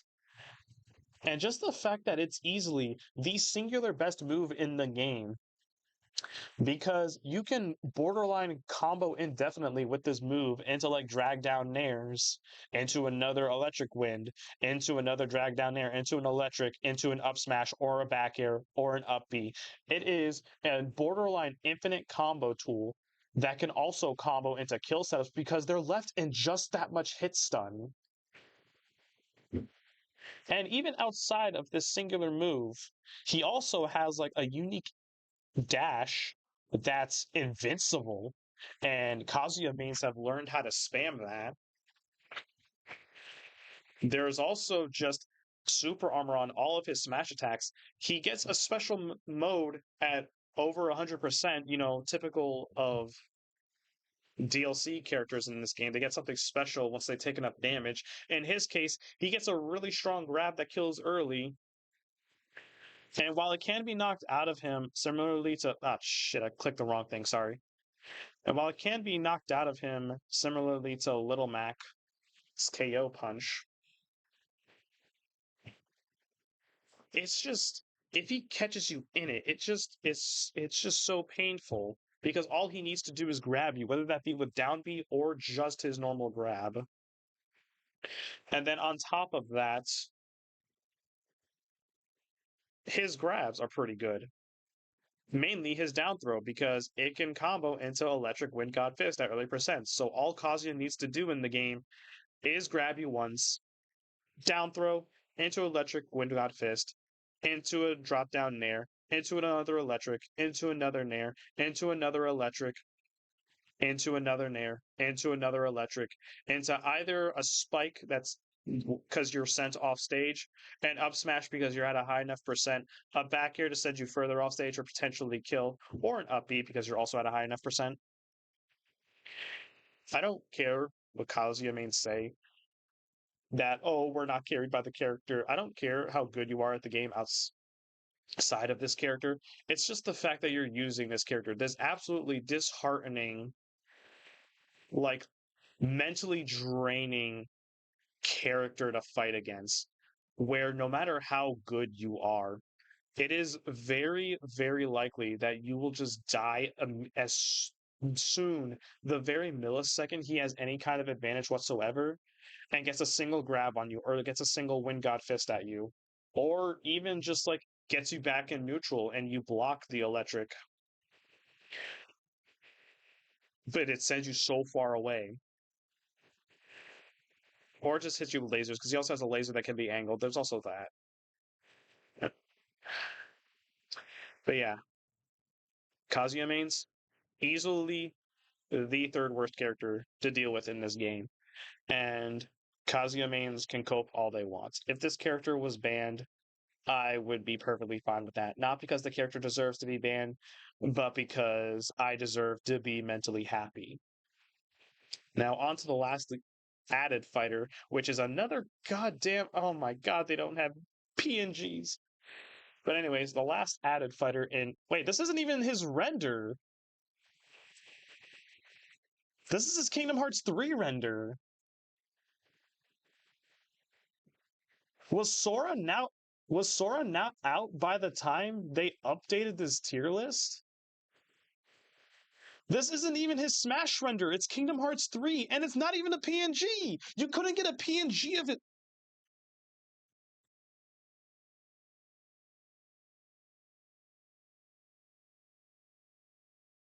I found it in seconds. I found it in literal seconds.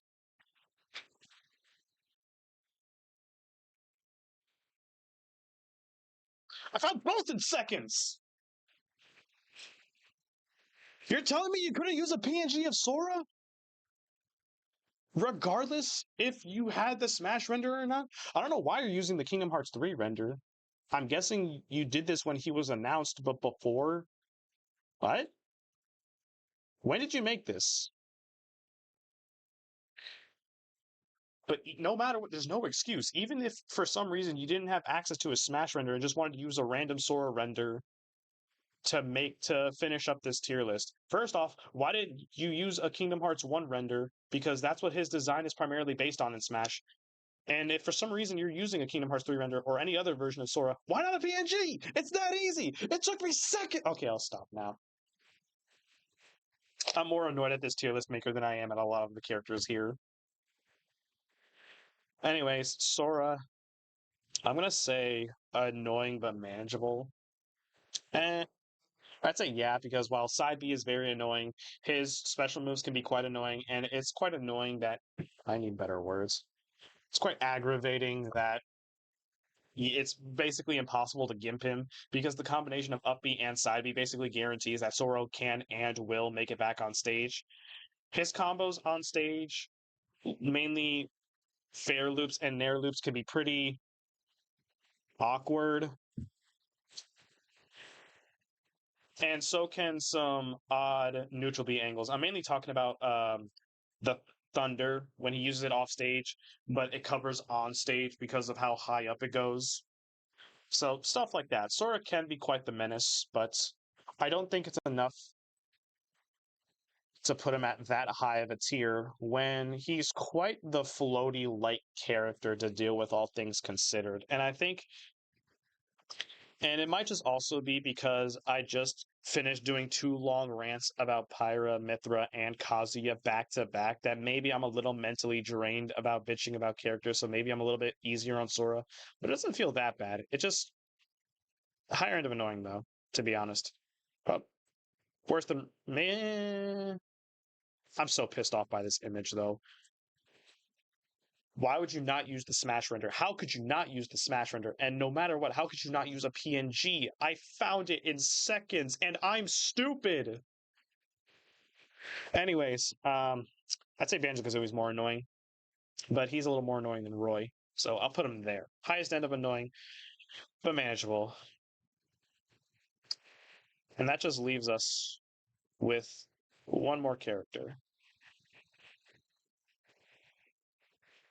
And remember in the beginning when I mentioned that I'm subject to add or maybe delete tiers as we go along?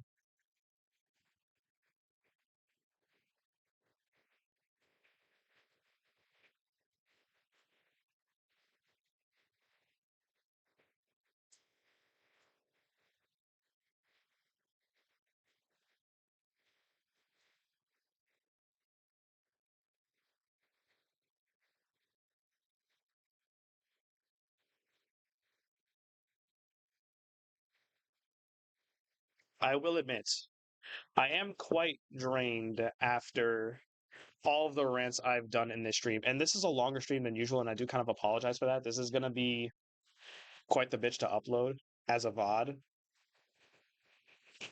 But I feel the need to put my words out there. I am quite the hater of a person. There is a lot of negative emotions going on in my heart. And a lot of characters in this game have the kinds of play styles and the kinds of strengths that fuel that. Particularly Olimar, particularly Kazuya, particularly the anime sword fighters, particularly K. Rool.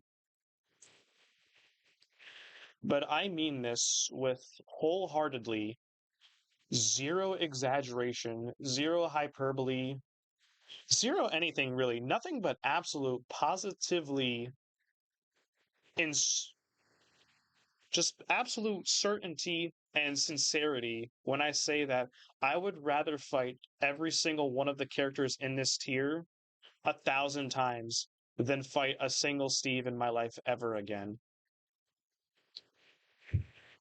Similarly to Olimar, I have made it absolutely zero secrets, zero attempts to keep it hidden whatsoever, that in this game, Steve fuels me with the absolute most bridal, deep, malicious hatred I could ever find in my heart. That these two tabs here couldn't even help me. Oh, Punchable is pretty good for starters. But I couldn't even begin to describe the kind of hatred I feel towards Steve, other than describing to you Just all of the unholy amounts of things he can do in this game. Let's start with his normals, for example. His jab is absolutely disgustingly good and probably one of the best jabs in the game. He can literally hold the button down and walk forward. And not only is it free shield pressure, but it's a free combo up to 30 and 40% because the move is so light and so fast that you're just stuck in it that entire time. I'm not joking. And that's just his jab, technically his forward tilt. Let's start with his other normals, specifically down tilt, which is a flint and steel that slowly moves downward and has knockback if you get caught in it. And you are very likely to get caught by this off stage because it can go below the ledge if he does it near the ledge. And again, it'll knock you back. So it'll just force you back to a situation where you're trying to recover again. And now his up tilt. His up tilt is easily one of, if not the absolute best, most busted up tilt in the game. It's just as fast as his jab. It can combo into itself just as easily. It can combo into up tilt just as easily. It is the fastest, safest, freest move you will ever find in your entire life. And no amount of protection you can find in this world will make you feel safer than a Steve spamming up tilt. So that's his tilts out of the way. Let's go over his aerials. His forward air has disgusting amounts of priority and just strength behind it. And on top of all of this, can spike. And that spike, while not super strong, at least not at low percents, it can be continued as a combo tool. So you'll find Steve players who will mash jab against you, combo you into like 20 or 30%, grab you, down throw into either more jab like sword swings into a forward air that spikes you back into the ground, but not hard enough so that he can't continue it. And he'll just keep going from there. And at higher percents, it does send you pretty far. So you can die because of this spike as well. And it's a pretty big spike hitbox at that as well. And his back air is somehow even worse. It has even more strength than his forward air. It's a very viable kill tool just on its own. It's very safe because of its range combined with its power and shield stun. That there's just no getting away from it. The only chance you have to get away from it is if his pickaxe breaks, and more on that later. And I've already talked about his up tilt. It's easily better than Mario's, better than ZSS's, better than literally any other up air you could possibly imagine or think of, because his is just as fast as his jabs, just as fast as his up tilt, and just as comboable into whatever you so please, because it's so fast and so light that you can just keep doing it. That it's to the point where if you're above Steve, mashing this is not a bad option at all. If anything, it's what you're recommended to do as Steve. Because if you manage to clip them with a single up tilt or up there while your opponent is above Steve, they get a bunch of combo potential. Either because they start stacking blocks, and more on that later as well, into more up tilts and up airs, which then combo into up smash, or they can just combo it into forward air to spike, or combo it into back air to do stupid damage.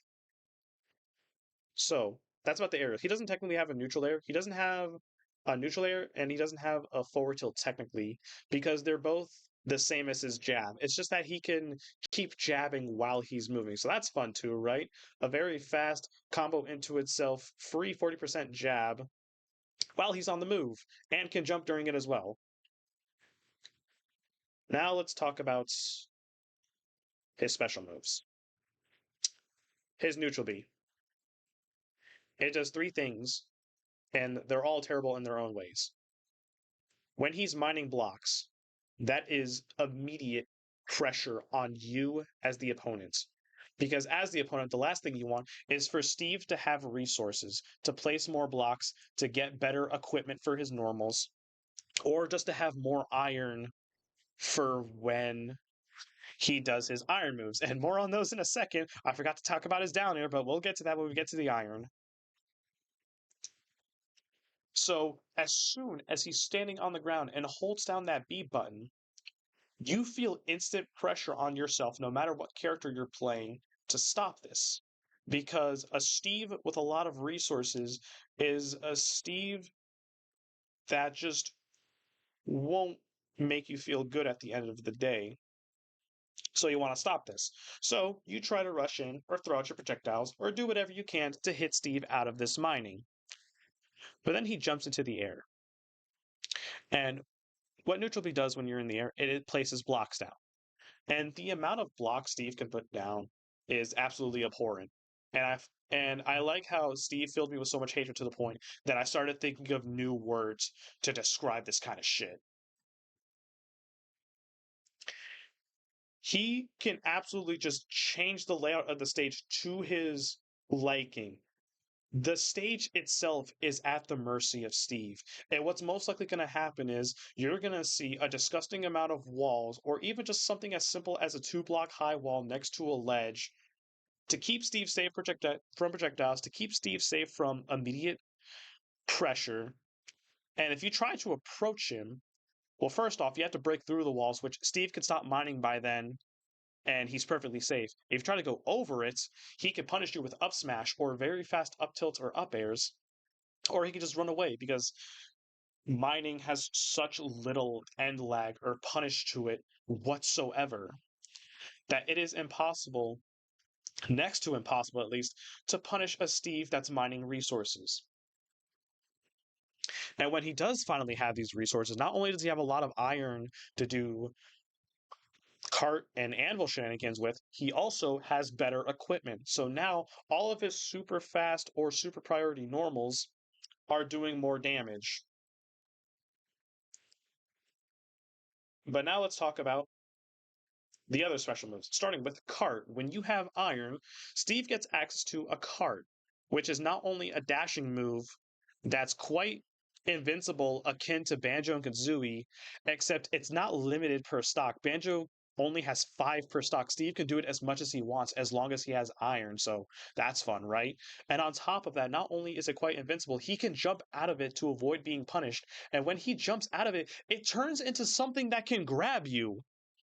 If the cart is empty while it's still moving, it doesn't matter if you're shielding, if you're in the air, throwing an attack, or what, it will grab you, and you have to mash out of that. Otherwise, you're stuck in the cart while it's still moving, and Steve can punish this. If you mash out of the cart in time, Steve can be fast enough to run up to you and hit you with something when you just mash out of it, or just hit you with something in general, or you just die if you're not a fast masher. I don't know why. And if you have gold on you or get some redstone from mining, which you've been doing a lot of, it gets an enhanced version that's even faster and has even more priority. So when Steve throws this move out, not only is he super safe from it, can jump out of it to be even safer, but when he does that, it can grab you and you're the one punished for it. I can't tell you how many times Steve has gotten out of the disadvantaged state because of this move alone, because you either armor through whatever the opponent is trying to do to you, or even when they do hit you out of it or you jump out of it, they're the one that get caught in it and they're the one that gets punished for it. Down B TNT, it's probably the least acknowledgeable of the bunch, but it's still like very gimmicky, weird, and just fucking terrible because it could lead to weird setups at the ledge if you're a poor, unfortunate soul that's in a disadvantaged state against Steve. And then his up B is one of the best in the game. Because remember back in Smash 4 when they removed gliding from characters like Pit and Meta Knight because it was too strong of a recovery option for those characters? And now they gave it to Steve as his up B. His up B behaves very similarly to gliding from Brawl, which they actively removed because they felt it was too strong.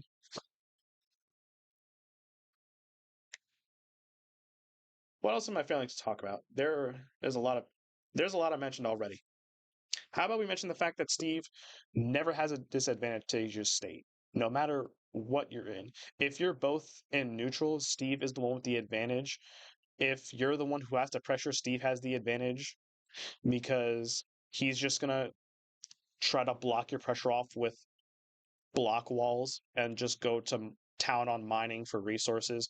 If Steve has to be the one on the pressure, it's not that bad either because he has a pretty good grab that's not too punishable either that could lead into combos. His tilts are very fast and safe. His aerials are very good and safe. And he could also do things with armor and just armor through whatever he has to do to pressure you, like side B or like anvil, which is also really safe because you're also not in a disadvantageous state as Steve if you're the one above the opponent because you could just anvil down air. And no matter what, you're safe. You're either going to drop instantly like Kirby down B, or what's most likely going to happen, you can jump off of it. The anvil is still coming all the way down. It's still going to be an active hitbox that's going to hurt the opponent or pressure the opponent a lot, and you're completely safe while they're dealing with that pressure. Down air is one of the safest landing tools in the entire game as Steve. And if you're the opponent who's above the Steve, you're also very far from safe, as he's gonna be spamming up smash, which has a long lingering hitbox and kills pretty early as well. Or he's gonna be throwing out up tilts and up airs in an attempt to clip you with a single one and then combo you out of that. If Steve is off stage and you're the one on stage, you're most likely not going to gimp him because his up B is just that good at not only recovering from very far off the stage, but also just from like mixing up your recovery options in general because you're able to just glide around so freely. It's to the point where even if you're knocked to the far right of the stage, like if you're where my mouse is out and the stage is here, you could go under the stage and then end up at this ledge. I've seen countless Steve mains do that because the gliding on the up B is that good. Or, you can just side B if you're high up. And not only are you safe during the beginning of it, but if you jump out of it, it'll catch the opponent trying to punish you. So you're not going to gimp Steve, and he's likely going to recover. But if you're the one off stage against Steve, you're either going to have to deal with an anvil being thrown off stage, which Steve doesn't have to worry about at all because he can just immediately jump out of it.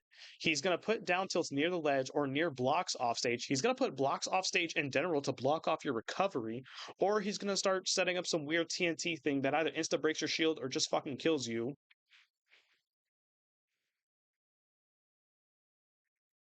And no matter what, you just have to hold all of that.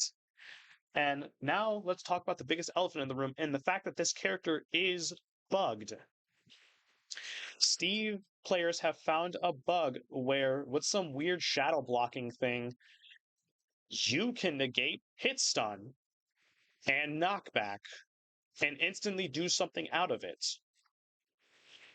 So, and there was some examples shown where he got spiked by Yoshi's forward air, instantly jumps out of it. He's getting comboed by Mario up airs, instantly cart out of it. So not only is Steve fundamentally just too good in every single aspect of this game, he's also a bugged character, and bugged in a sense that is very hard to tell. When Steve was under discussion to get banned over this, a lot of Steve mains were coping and saying, well, first off, they were saying it's niche, which, how the fuck is that niche? You're canceling hit stun and knockback. You're breaking the basic fundamentals of this game at its core. Knockback and hit stun. That is not niche. And even if you try not to use that tech, how can we tell that? Steve mains try to say just ban the tech and not the character. This isn't a case similar to something like that glitch Ice Climbers have in Melee where they can freeze you in place infinitely, or Meta Knight can become invisible in Brawl, or Ness can become a walking up B hitbox. Those are very evident, very obvious glitches that can be very easily seen by human eyes and banned because of it. Steve does not have something like that. With something like this, it's harder to tell because you can't tell if the opponent just messed up their timing on something or if It's Steve doing the bug. This one is significantly harder to tell. And of course, Steve Mans are going to justify this because they want to keep their super busted character. I have ranted for, well, almost a half hour on Steve and Steve alone and this entire roster of 89 total characters because not only does he break this game in the sense of how good he is in every single way, but he also breaks the game in a literal sense because he's also bugged. And even if he's not bugged, and even if you're the most pure Steve Main alive,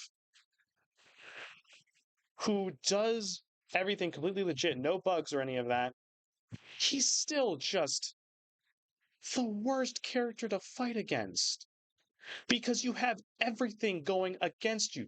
There is no state, no matchup, no anything where Steve is at the disadvantage, where Steve mains are going to have trouble with something. And I know Steve mains are probably going to conflict about that and mention a character or two. No, just absolutely not. Even as someone who has countered their fair share of Steves with how I can play Richter, Steve is the strongest, most safest, most busted, bugged character in this game. And I think I'm going to leave it off there because this stream has been going on for almost an hour longer than I usually do for streams. And I'm not joking when I say I could keep going. I could talk about this on its own for an entire stream. I could rant about Steve for an entire stream. He's just that terrible to fight against. He's just that game breaking. He's absolutely killed Ultimate. And if the game is to somehow stay alive, I wholeheartedly believe that one of the only ways to truly keep Ultimate alive as a competitively enjoyable game is to get rid of Steve. And it is why when I do plan to like mess around with like mods or something, I am going to use the one that just actively straight removes Steve from the game. Because the fact that that mod exists in the first place should tell you something about what people think about this character and think about the people that play them. Steve is in a similar boat to Smash 4 Bayonetta or Brawl Meta Knight, where sure, the players that use them are good, but they're picking a character that's actively carrying them. You can't tell me that when Steve shows up and random players you've never heard of before are suddenly taking on the big boys like Tweaker, MKLeo, and even winning against them, that it's has nothing to do with the character they picked. I am willing to respect a player's skill regardless of who they pick, but you have to also be willing to acknowledge when the character is also at play here for how well a player is doing. And Steve is doing exactly that for Ultimate, as Bayonetta did it for Smash 4 and as Meta Knight did for Brawl. And similarly to those characters, he's actively ruining the game. And I truly believe that there's nothing that could save us from this other than just full on deleting, getting rid of him. And if you disagree, you're most likely a Steve main or one who's more tolerant than they should be against this absolute dog shit of a character. And I'm going to end it there. That is the entire tier list of Smash Ultimate, purely based on how annoying the character is to fight against. This was a lot longer than I had intended, but I guess that is the case when you have 89 characters to work with and quite a lot to say about specific ones, mainly the ones all the way up here. But this is my entire tier. Hold on. Is there a way to isn't it control? Yes, it is.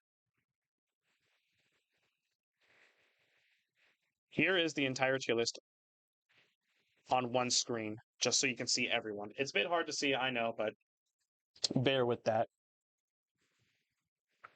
And I'm even going to screenshot this just to hold on to this in case I ever want to bring it up again in a specific conversation or something. So let me just hold on to that. But there it is. That is my entire tier list of every game, of every character in Smash Ultimate, purely based on how annoying they are to fight against. I had a lot of fun doing this despite how long it took, and despite how ranting I got towards the very end with some specific characters. And I hope you had fun listening to me rant, because I like to rant and I hope to do it more often, especially when it comes to things I'm very passionate about, like Super Smash Bros. I've had this idea for a while, and I thought it would be a fun idea to do, rather than just like a normal standard tier list of like how good the character is. I wanted to do a tier list, but in a more creative sense, and I figured this was the best way to do that, while also being able to be very expressive about it. That's going to wrap it up here, though, because we spent a lot of time on this. Wednesday is going to be hopefully the last part of the Fuecoco run in Pokemon Scarlet. And Friday, I'm going to figure out what to do from there. But, anyways, I hate Steve. I'm always going to hate Steve. I hope you do too. And I hope you enjoyed watching.